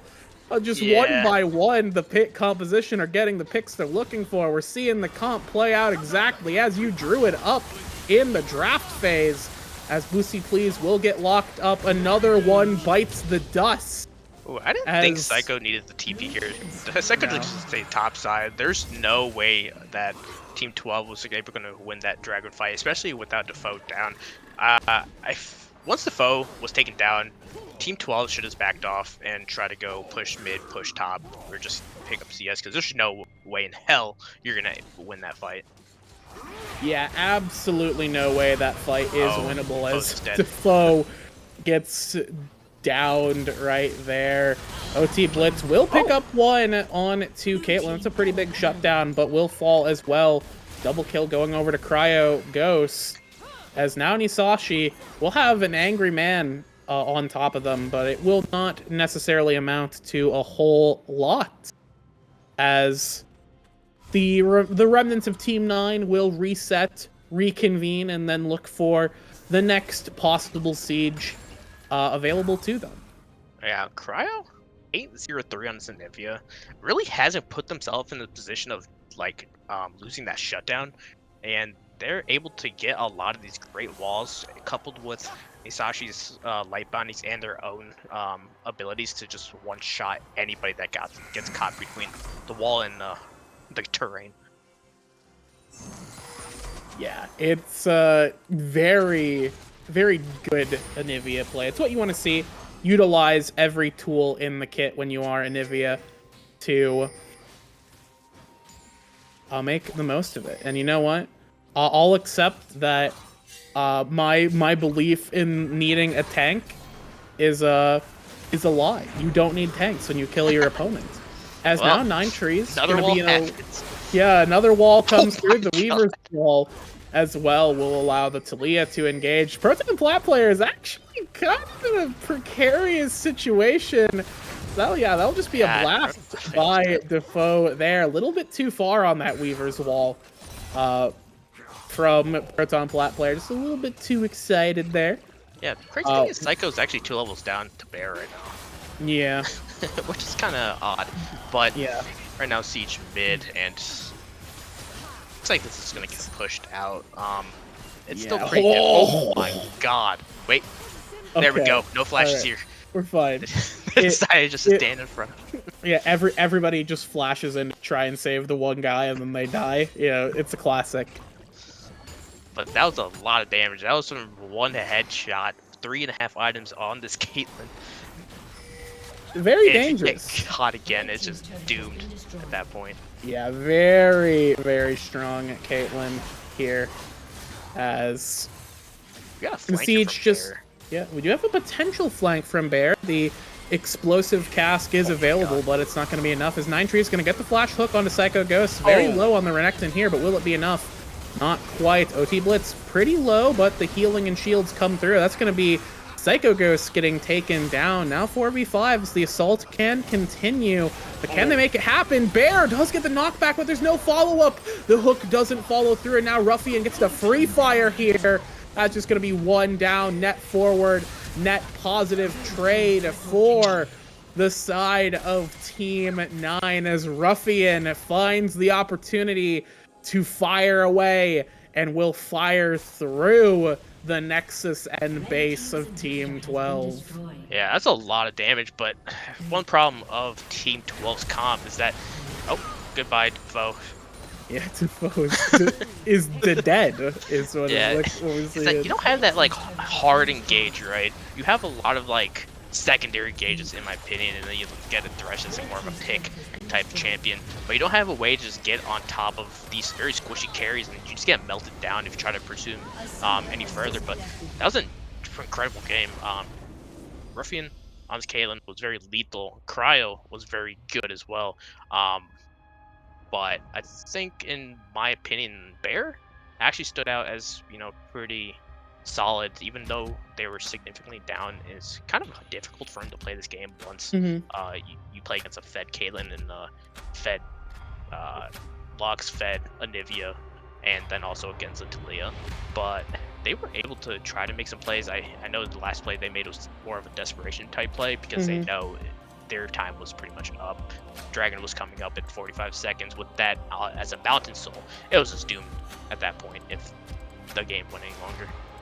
Yeah, I gotta respect the attempt, and I think that they did get the knockback onto the Caitlyn. They did get Ruffian into a potential spot, but they're just nobody else was in range to follow up, and then the hook didn't land, and it was lights out after that. But commend the effort there. I do think that Bussy Please also looked pretty decent on the Ivern. Uh, those kind of weird junglers. I think that Bussy Please fills in that same vacuum as other questionable jungle players from draft league days of old. People like Rake One, who just plays weird champions. I feel like that's not a bad place to be if you are that kind of jungler, but I don't know if necessarily it's the kind of jungler you're looking for. But we'll have to see. We'll have to see. Yeah. I think that there is potential on this Team 12 roster in terms of I think their good comp was players. they shot themselves in the foot. Yeah, it ended up being mid-range it ended up being a very range. rough comp to play, even though I didn't believe in them because they didn't have because I just didn't believe. I should have believed. With that said, we're gonna go to a break as we set up for our third game here on the Rift. So go ahead, take a break, take a stretch, and we'll be back on the Rift, or at least in draft for game 3 pretty soon. So stick around.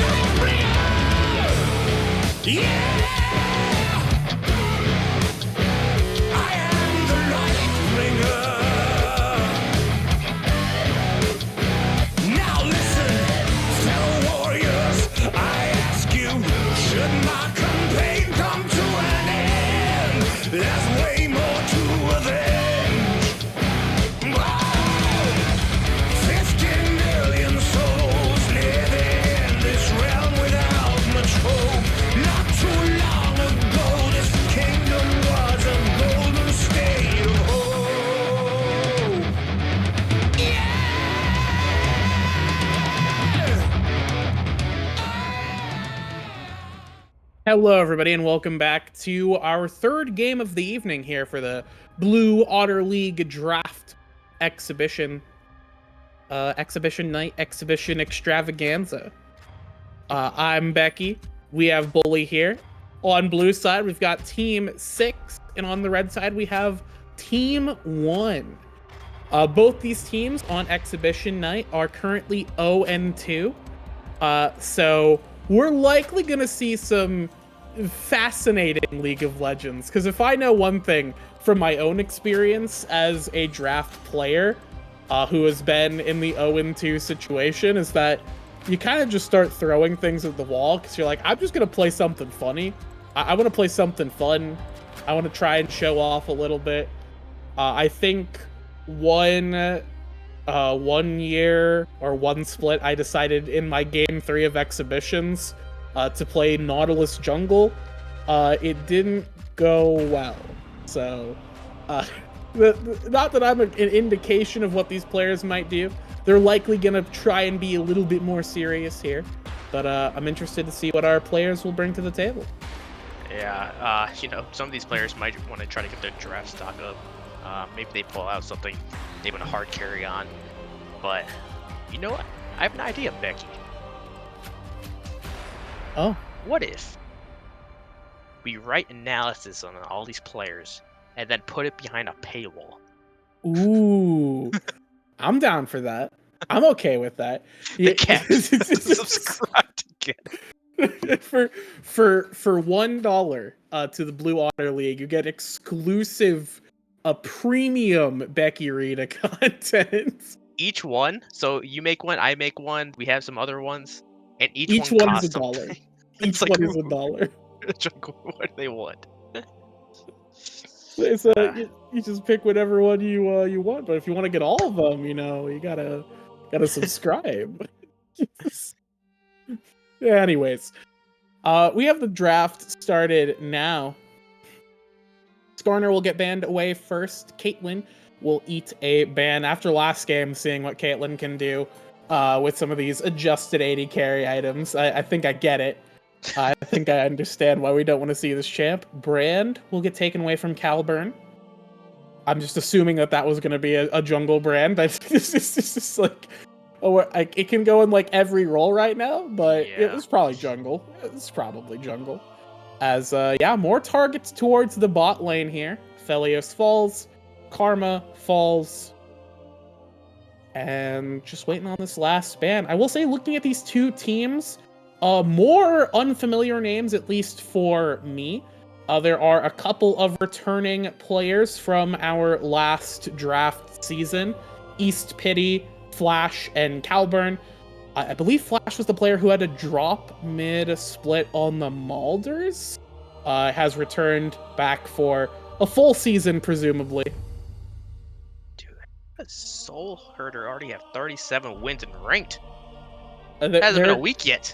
They're a grinder. It's what we call the super weeb difference.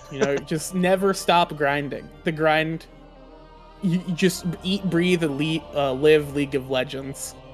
As of the Jhin. Like anyone that just takes off work for like the next week just to grind League of Legends. I couldn't be me. It couldn't. I would rather work than play League. Actually, his Lucian Nami will get picked up into the Jhin here. This is what we wanted to see from the Lucian last pick. Is the Zyra Jhin is actually one of my favorite bot lane combos. I think that might just be because one of my old duo partners, when I played support, he played a lot of Jhin, and I ended up playing a lot of Zyra. And they actually synergize really well together, because from anywhere, you can just get free roots off of Jin's Zip Zap W. Yeah, it's a very good... It's funny, I think they were thinking about picking Poppy with that pick, but Zyra is a very good anti-engage type of champion, right?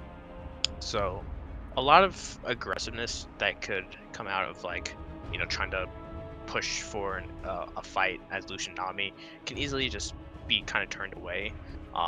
And plus, Jhin does have quite a bit of damage, especially once they hit a couple of items. With these new ADC items, it definitely feels like Jin is back to where he's much better. I feel like the last iteration of items, Jin just didn't have a great place in the meta. Yeah, we have the Lee Sin getting picked up in response to the J4. Lee Sin, something that Calburn does actually play quite a bit, was one of their higher priority or signature picks from. I might be misremembering which player. I might be thinking of a different of another one. But either way, Lee Sin, very interesting pick. Curious to see how it performs this game. No, I want to see a bit more of the comp before I really know exactly how this Lee Sin's gonna play out. But hey, good early to mid game power paired with Lucian and Nami, so not too awful, at least right now. Bans coming through onto the mid lane. Jax will get taken out as well, and that's going to be another Anivia ban. Anivia will bite the dust this game. Being denied from Swedish Pancakes, or maybe side click. Maybe they're playing Anivia support. Not impossible. I'm actually surprised we haven't seen any Karthus picks today. When that champion is actually disgusting. It's like has a 40% ban rate right now because it's just really good. Yeah, it wouldn't surprise me. I think the items right now, Deathfire Touch, or whatever, Black Fire Torch, whatever the new item's name is. Karthus loves that item, and it is something that really helps that Karthus jungle can clear even faster than it already cleared before. As we know, the Zac will get picked up, presumably for top lane? It's top lane. There has to be at least a jungle, right? I mean, we saw Viego in mid earlier today. Yeah. What if this is Lee Sin mid? Think Lee Sin about top. it. Lee Sin top, going crazy. Taking a little historical tour back to some other Lee Sin pick is so good. laning. Oh yeah, this Poppy just shuts down everyone right now. You love to pick Poppy into 18 dashes. You love to do it. Yeah. It the funny thing is so they were good. hovering it, right? Team 6 was hovering Poppy early on. So I'm surprised Team 1 just didn't ban it, saying that is a possibility to happen. And if we're picking champions like Zac, Lee Sin, or Lucian, they don't want to really run into a Poppy because Poppy can just ground everyone. Yeah, it's certainly an interesting choice as to why they didn't ban it. Maybe they didn't think that it was like high priority in terms of banning, but like as you said, if you're gonna pick Zac, like why are we not banning Poppy? It's especially when you already have Lucian and Lee Sin. You just give so much value to the steadfast presence this game. It's gonna be very hard now for these engage tools that Team 1 have to actually get onto some legitimately pretty squishy targets and easier to kill targets like the Jhin or the Zyra or the Vex. So I like the Poppy. Yeah. I wouldn't say that there's like a damage shortage from Team 6, but they do have a ton of burst. It's literally a lot of burst from Vex and Jhin, and then also the Zyra. So if you are like the Nami or Victor or even Lucian, and you get caught up into a bad spot, you're most likely just gonna go down. If you get stunned or feared by Vex, Poppy, or just rooted by Zyra, I think you're pretty much just dead. But on the flip side, once that combo gets unleashed into somebody, or if it whiffs entirely, that does give you a window of opportunity to then kind of re-engage and then take advantage of those down cooldowns. So, as long as this two-threat composition of Victor and Lucian, as long as one of the two, as if both of them are online, as long as one of them stays alive, there is that potential to turn around a fight once that front-loaded burst comes through. So it'll be tough. I think this is definitely getting into, evaluating these comps. I definitely don't favor Team 1's composition, I think the Poppy just negates a lot of their big power picks. But they still have Victor. Victor can become a huge menace later in the game. Zac eventually becomes a super tank.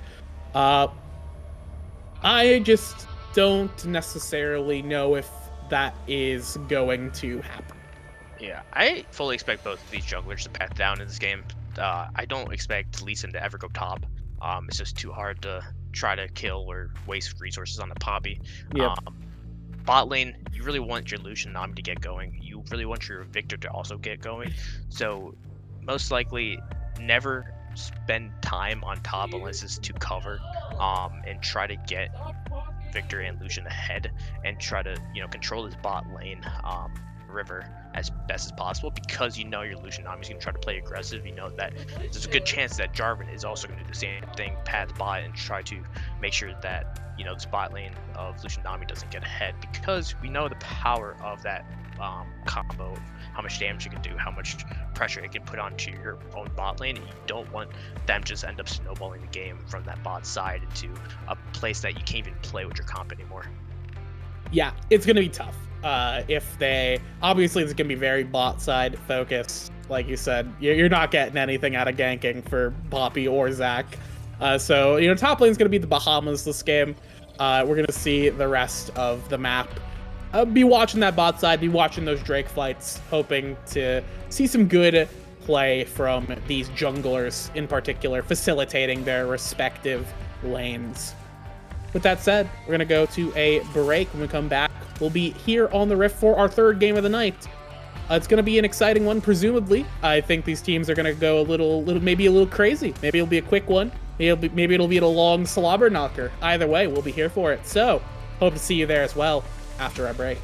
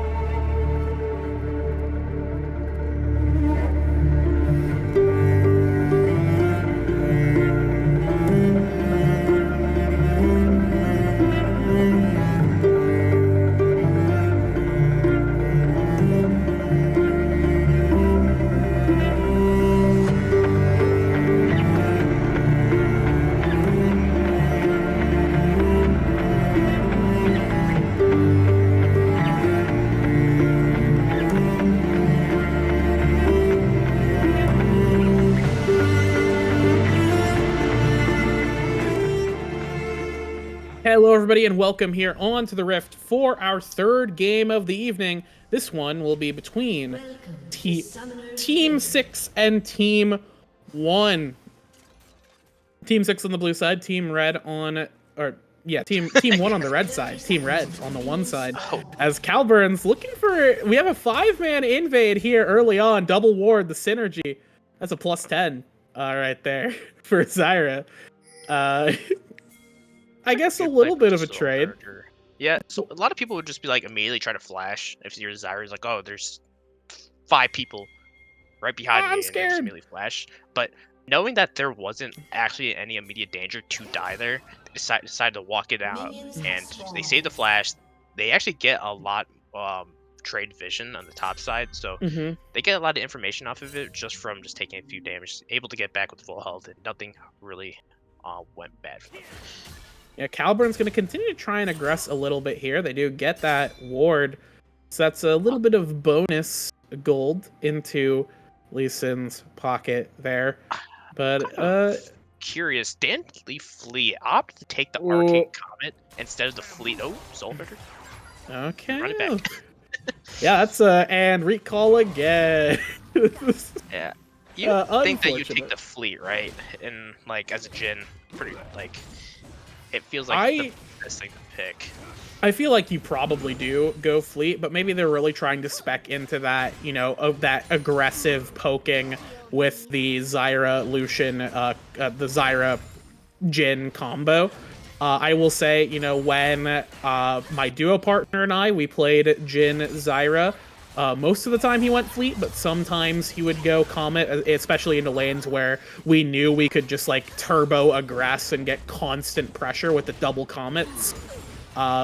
It's not the worst thing in the world, but what might be the worst thing in the world is that Asa is going to die right here. Most likely. Yeah, okay. We do have the... Ooh, not quite the turnaround there. As not even the Zac passive will be popped. As... Yeah, first blood solo kill. It looked like Asa really wanted to grasp deck right there, so they just opted to keep trading in when Flash was able to just heal up a little bit, and Asa needed to use both sums to get back in the lane, so disadvantaged as the Poppy right now, and Flash is going to be able to just push this on most likely, and take a good reset. Yeah, good reset for sure. I'm checking. All right, you see, it was worth it though, because now the grass proc numbers are in favor of Asa. So we do have the trade continuing. Yeah, now Flash is in danger here. We'll have to see. Can they pop the Zac blobs? They are not even going to make an attempt for it. Yeah, they will.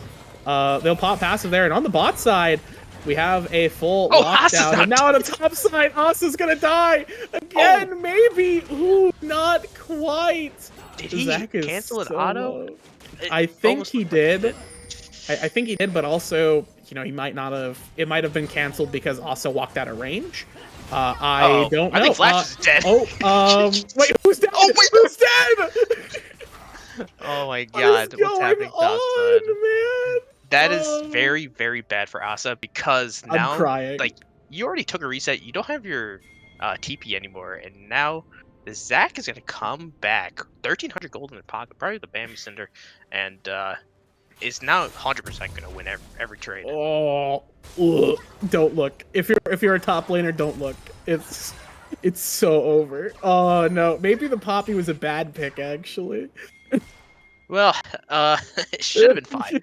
But back to the bot lane, something you do not want to see is the fact that your Lucian now just lost a 2v2 against the Jhin Zyra.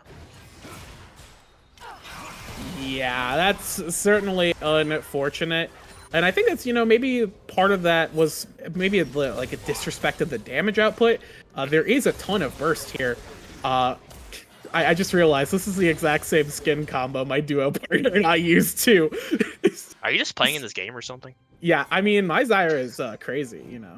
It's pretty good. What rank are you again? Not ranked at all. So I'm not eligible. Again, going at it. Yeah, Asa does not care about anyone, especially me. Yeah, Flash is gonna heal up and probably just like gonna be able to Oh, yep. Gonna take a Okay, trade. we do Level have 6. the Oh, I think knockup right there. Asa, again. I think, is just gonna die again for the third time. Yes, slapped away, slimed by Sludge Bomb up in the top side. Asa is not a factor. Asa is a melee minion this game. Yeah, they're taking Bowser's Law to heart, but they also are down almost 20 CS and they're down 3 kills. They might need to play a little more passive now if they want to give their team a chance, because Zac, even though Zac is a tank, they still do a ton of damage. And Yes. the minute that Zac gets onto your backline, Zac will one-shot. Yeah, no, especially Zac with items. If he gets that early, if he gets that first completed item, or even second item before your AD carry really has anything to stop them, he will squash you. And then you cannot kill him. Okay, we do have a big engage. Popped goes Pseudofox, and the second kill will go over to Soul Herder. Yeah, Soul Herder wasn't even on the screen.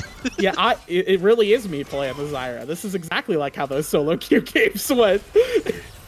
That is unfortunate that both those kills went to Soul Herder. Actually, they have all 3 of their kills, while Zac has all 3 Team kills. 1 skills. But wow. So good news. Your Lucian Nami is losing, yes, but your top lane is very strong right now, and you're gonna get the grubs as well. So not only did you secure the first dragon, is you get the grubs, and you kind of get more pushing power later in this game. Yeah, it's gonna be good to see that pushing power come through for the side of Team 1, especially in the top side, where they will have the ability to kind of just, press forward with that side lane, and it'll help Zac out a lot, because otherwise his turret pushing would be not really that dangerous. But with those grubs in pocket, there actually is that kind of threat of, okay, we do have to acknowledge that Zac is a factor in the game. We can't just let him split push for free, because he does have the ability to actually do some damage to the turrets. Yeah, but Calvert just taking the top side of 20's jungle, but there's actually nothing that 20 could do, because you already have Swedish Pancakes, had the priority to roam. You have Flash holding the wave, and if Flash joins that fight and the topside jungle, that's automatically a losing fight if you're the blue team. You basically have to just give up that top side. Look how much vision is already put down in the top side. And now you know that 20 is probably going to go down to the bot side, and you tell your bot lane, be careful, then die again. Yeah, don't get doped. Just don't die. We'll see if they take that advice to heart here. As Asa is gonna skirmish a little bit here with Flash, who is picking up some bloblets. The HP bar on Zac is like a roller coaster. It goes up and down. It fluctuates wildly. So, I don't trust the number that Zac's HP bar has until it's at 0. So, we'll have to Flash see if totally fine with trading, because they know they can just heal up pretty quickly. Yeah. They also have the passive. And oh yeah, they do have their passive. They're pumping out a lot of damage, and all this damage will stick onto the Poppy, who has no healing aside from the Doran shield, which is not a whole, I guess, and grass procs. That's not a whole lot. We do have the curtain being called right here. The tidal wave will interrupt that. We do have the backline engage right here, as Pseudofox will get blasted under turret, but 20 might go down. As Calburn's gonna get feared, will get taken down by Calburn. It's now side click is gonna be dipping away with Calburn around. So 20 does go down, but they do manage to take down Pseudofox in the bot lane. Yeah, and another dive coming. We already know that was going to happen. Also, it's going to take it low. But mid lane, Swedish Pancakes is going to try to get some plates in return. Gold is only a 400 gold. Oh! Ooh, East Pity could be in a little bit of danger Calburn here. might die actually right here. Yeah, no further engage. Calburn might be the one in danger here. Wait. They just had Lee syndrome right there. They hit it. They saw the play, but then decided, I'm just going to run face first. All right. Folks, let's be honest with ourselves. You also would have taken that one. I would have taken that one. I would have waited just a little bit. Right?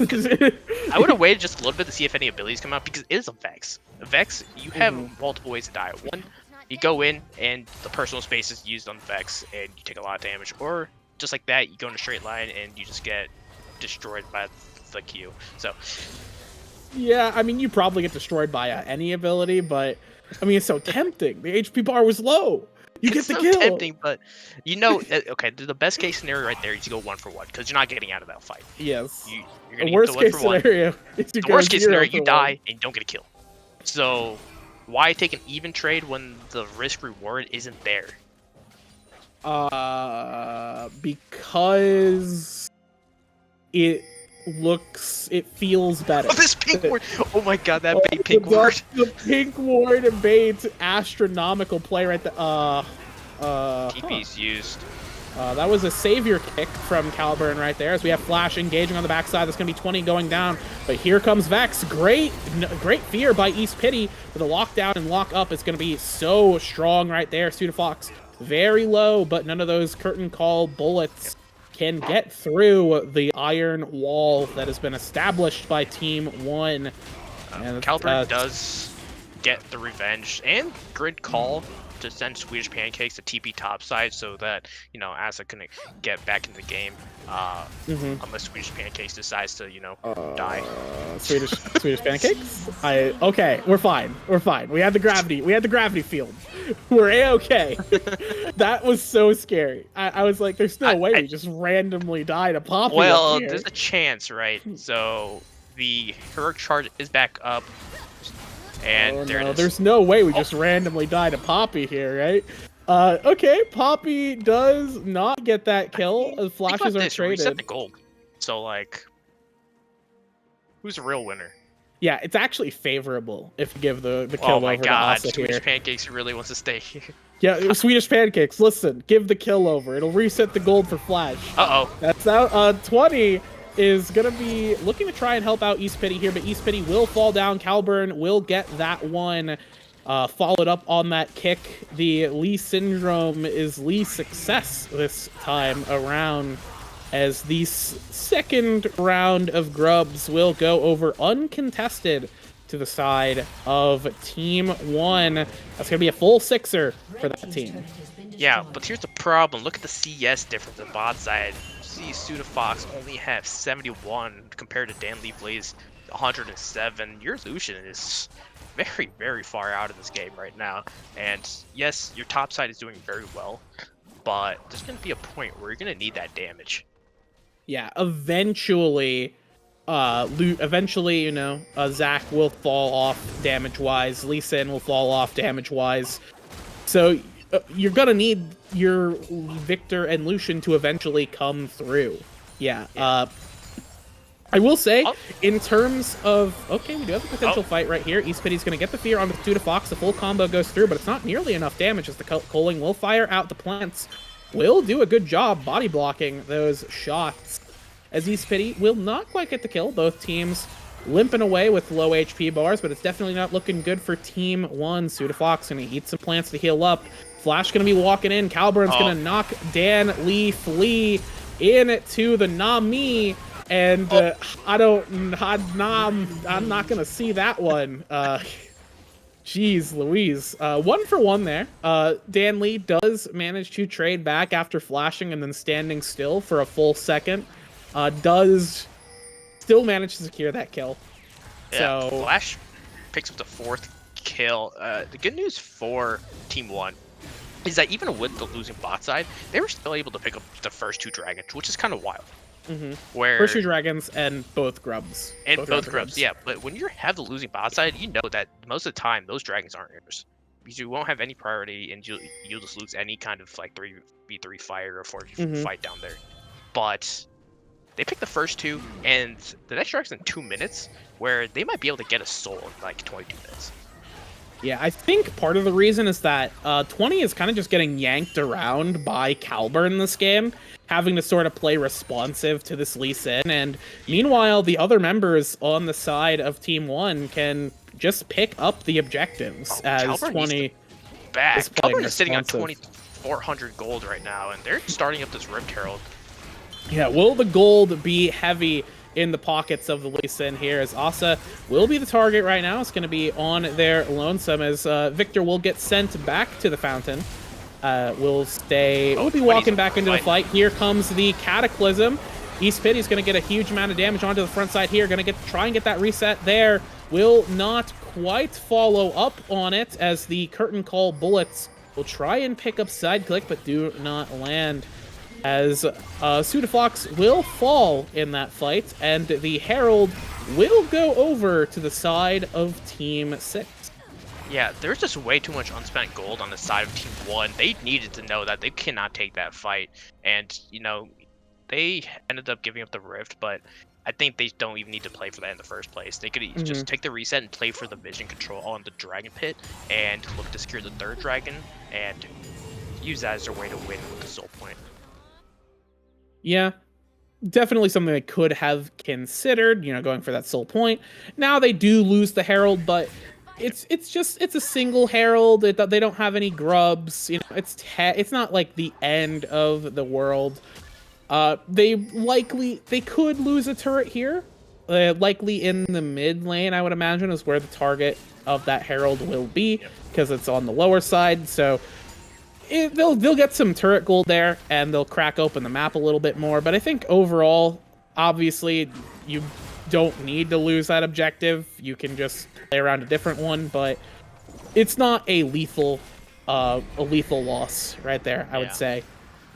But now he takes it back. It does have TP if they want to join this dragon fight. It looks like the Rift will pop mid to take that turret. It does have a lot of pressure mid, so it looks like we're most likely see a fight happen. But yeah, and Team 1, they're not going to take the bait. They're not going to go for that mid lane. It's now Swedish Pancakes is going to ambush East Pity, destroy this Vex, and on the other side of the fight, Flash is going to be trying to get an engage in, but they're going to get knocked up, going to get knocked around. Gonna try and bounce around as the Cataclysm's on to 3, but there's no follow-up. Oh, that's good play by Flash. Stretching strike. Flash trades the passive to interrupt that curtain call, and the curtain still could be called on the rest of Team 6 or Team 1 here, as Don't Flee still pretty healthy right now. HP bar's looking very low. We got 1, we got 2. That's a huge amount of damage coming out from Dan Lee Flea. Soul Herder trying to herd these members around. Calburn's thinking about it. I'm thinking about it too,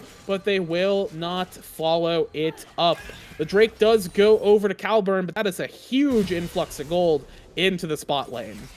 Yeah, Dan Lee picked up the shutdown onto Flash and then picked up another kill on top of that. So they're sitting on 2,000 gold right now, so they're going to be an extremely strong Jhin. I will highlight the fact in that fight, it was a great play by Swedish Pancakes to cut off East Pity from getting a good Vex ultimate onto the team and making sure they were a non-factor in that dragon fight. But Dan Lee Flea might have stayed a little bit too long and gets punished for it. Okay. Sure. What? Jhin, buddy. All right. I'm gonna level with you. Why are you trying to take the enemy chickens? There's a big problem where a lot of players don't understand the concept that they need to use their gold, because yes, they might have a lot of gold in their inventory that might be fed, but to get tempo back on the map, there's no reason to take the chickens. You want to get back to the map so you can now start sieging these towers and being a factor in these fights. But now you lose your mid turret and your soul hunters force a flash because you don't have any damage on the map. Yeah, definitely a little bit of greed coming in from Dan Lee Flea. They were feeling themselves after that last fight. Thought they could take the chickens, but you are Jhin. You do not take these things very quickly. As now Asa's going to be a little bit of danger here. So late on the steadfast presence. And there will be nothing steadfast about her presence as she is gone. Just a free kill going over to Calburn in the top side. The gold is even, but Team 1 is still on a decent timer. They do have a lot of late game damage with this Victor or Swedish Pancakes on Victor, so it's not like they will just all fall off and just lose a game. They have the dragons backing. They know that Team 6 is going to contest this next one, so I want to see them try to set up in the bot red jungle for blue side to try to get a pick off before this dragon starts, so they pretty much can either have to get the dragon and soul for free, or Team 6 will have to fight a 4v5. Yeah, we'll have to see what they decide to do with that. Obviously, they do want to try and force the Team 1 do want to try and force Team 6 into a bad situation with their map advantage they have right now, a little bit of map tempo they have.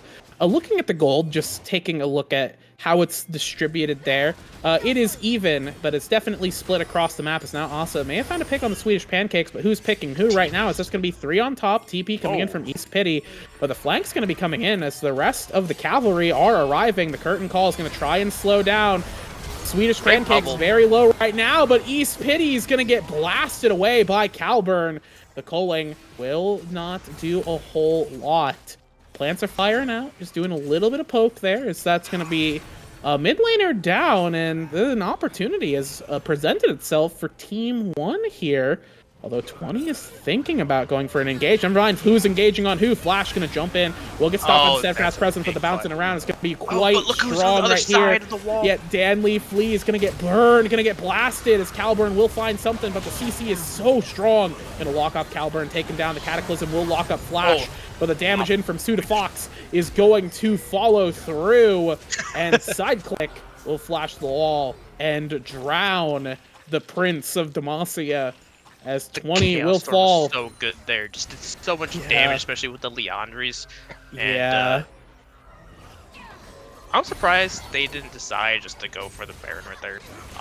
Yes, you don't have a jungler, but who's gonna get into the pit that starts stuff? I guess they just want to take the tier 2 and reset for this dragon, but they did have the damage, they did have the tank to do it, but they probably just didn't have the confidence that they could keep everyone else out. All right, Lucian, you have 3,000 gold. Your mission, recall. This dragon is in 17 seconds. They need to just press B right now. Your mission, if you choose to Swedish accept Pancakes. it. Okay. We have chosen to accept the recall mission. We've done it. All right. We now have Rapid Fire Canyon. This is great. They will be late on this. Yeah, unfortunately, they're going to be a little late here. They're going to have to step into the pit, and stepping into a pit that has control taken by Jhin and Zyra could be a little bit tougher. They were going to have to try and move around that, especially with Vex on a good flank angle. Could get a backline shot, as this Drake will certainly go down to 20, but what will happen in response? Soul Herder is going to get blasted away, slimed by Flash. East Pity very low as Swedish Pancakes looks for the assault. Flash goes over the wall. 20 will lock him into the Cataclysm, but it's only going to be a short one as 20 will fall. East Pity on the back, just trying to fire out what they can, and nothing will result from that. They do secure the Drake, but they're going to lose the Baron. Yep, and that's kind of like what was going to happen. The minute that the bear or the dragon was low to the point where you know that they're gonna secure it, everyone needs to just get out of dodge, because the minute that the ensuing fight happens and you lose a couple members, you know that you're probably gonna lose the Baron as well. Yeah, it's definitely, they could have potentially executed around that better. As Swedish Pancakes gonna hunt for this Jhin.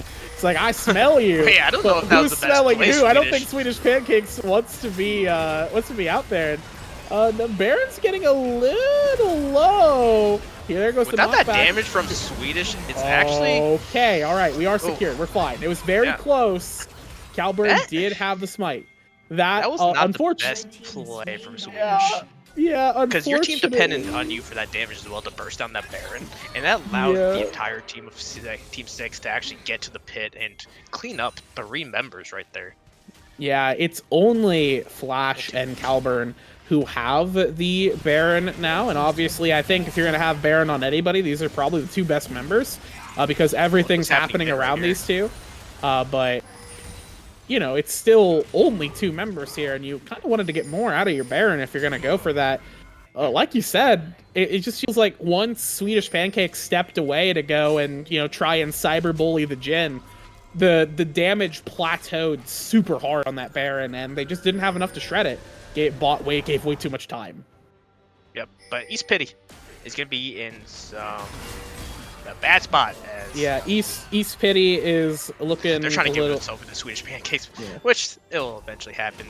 East Pity probably needs to realize that there's a potential that some of the members of Team 1 are the blue side jungle, and right now are you telling me that Okay, so you're telling me that if I can't see a player, they're still on the map?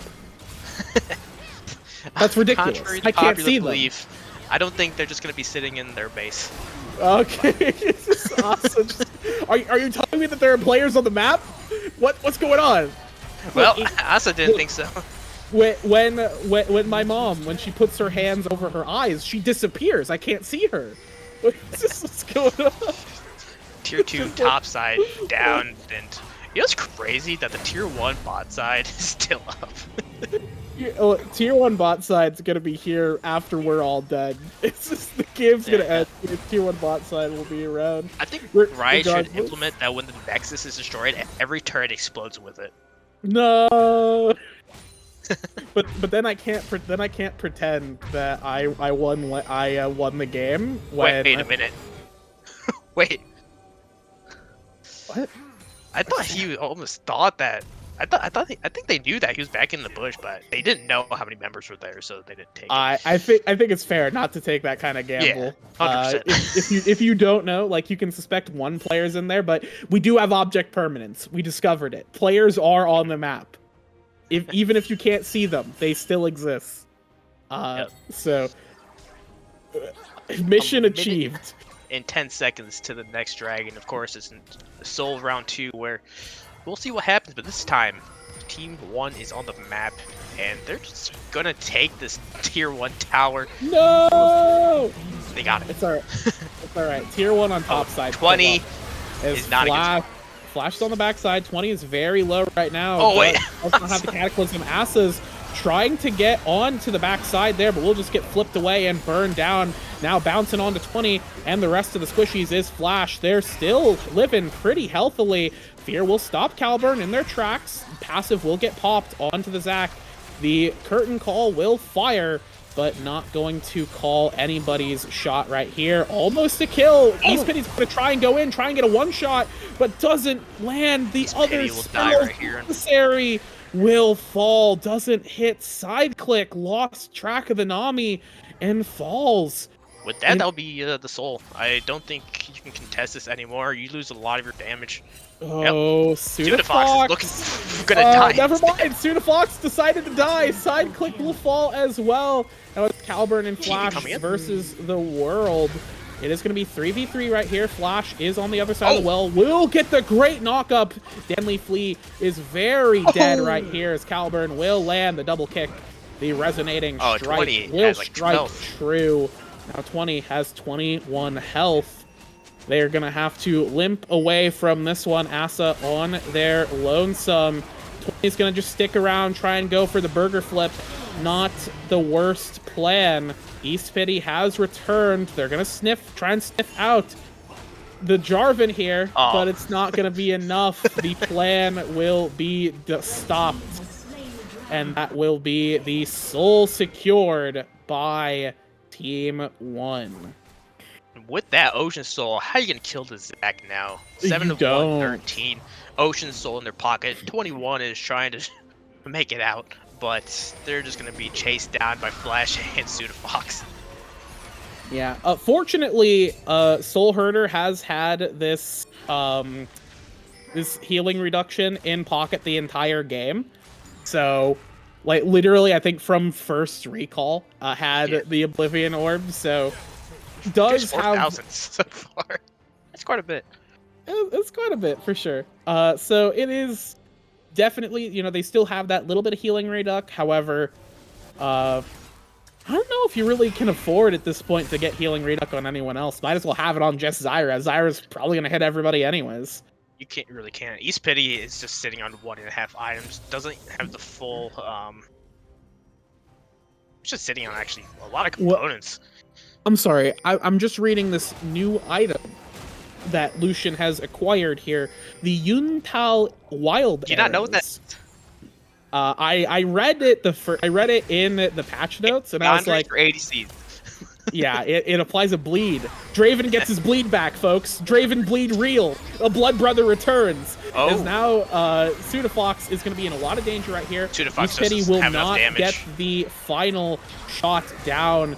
Fox will pick that one up on the front side here. Swedish Pancake's going to get trapped in the Cataclysm. God, Will get taken Flea. down, but does a ton of damage in response.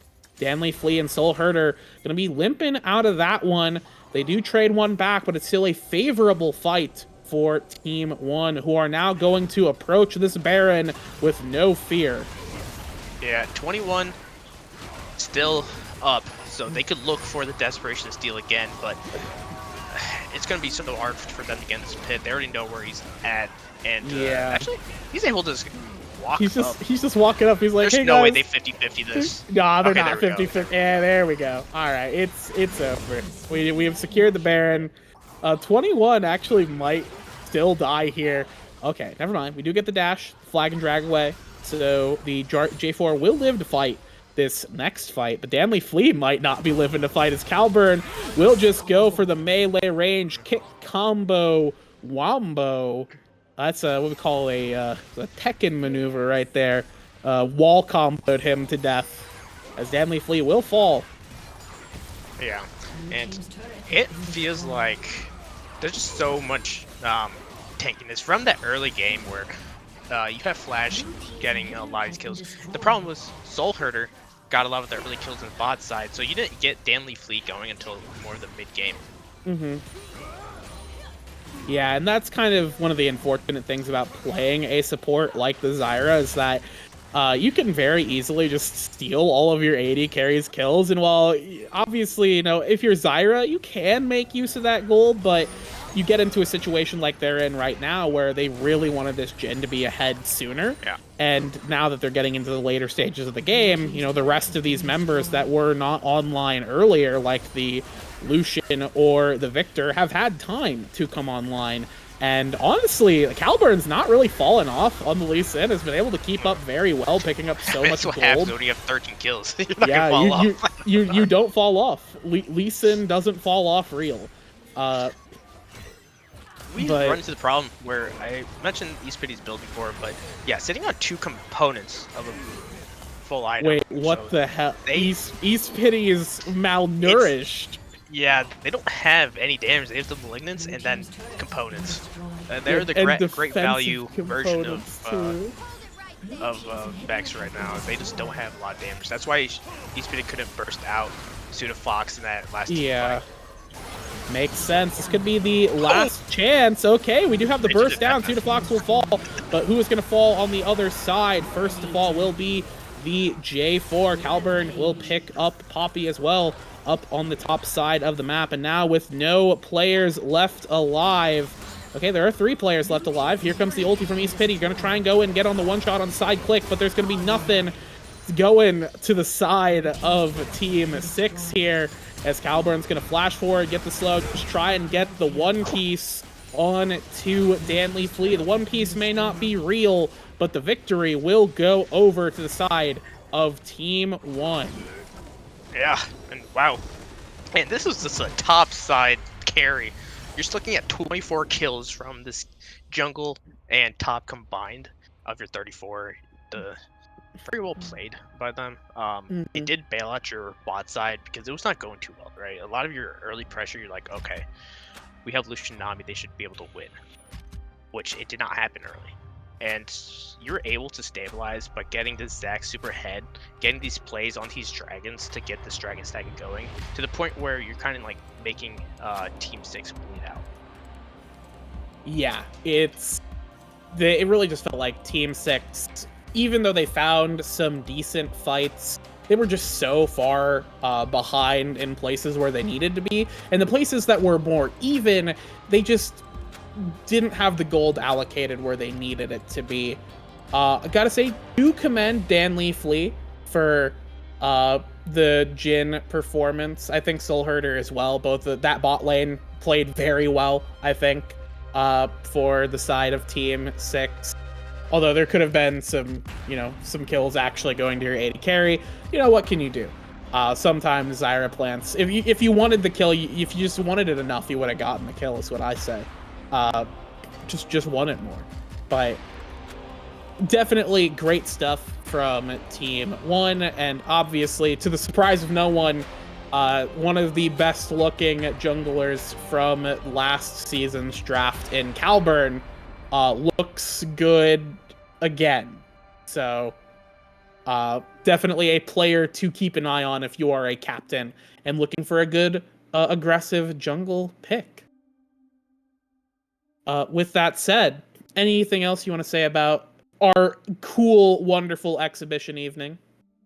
It was definitely a fun one. We got to see some interesting picks. We got to see kind of what might be in store for the draft league. Obviously, we're not going to see these exact teams, but when the draft happens in 4 days, it's going to be very, very interesting to see who's going to be the top picks and who might have lost some draft stock after tonight's exhibition games. Yeah, and of course, exhibitions, it's important to remember, exhibitions are not real. They're real, but they are not indicative of how the season will go. Some players overperform in exhibitions, some players underperform in exhibitions. So, some players intentionally tank their draft stock, some players don't even show up to tank their draft stock. Like you, Sonic the Rock 1. I know you. I know you skipped out on exhibition night because you're trying to dodge getting drafted in the upper division. It's not gonna work. I smell you. It's not gonna happen. But otherwise, if you're a captain, obviously do your best to do your research, and we'll have some pre-draft content that's not behind a paywall, I think, coming at those of you. Hold up. Maybe it's behind a paywall. I don't know. We'll have some pre-draft content coming at you, evaluating some of these players from our own perspectives before we have that draft. When is the draft? In 4 days. In 4 days. So that's gonna be on a Friday. Yep. Friday. All right. So, hold your breath. Wait for Friday. Those of you who are here for the draft, and we'll have that all our captains come in and draft these magical players, and keep an eye on the Discord for those player evaluations. With that said, I've been Becky Rita. Joining me, Bully, and Wookie also is there, providing moral support and sandwiches individually wrapped. So have a great night, everyone, and we'll see you on Friday for the player draft.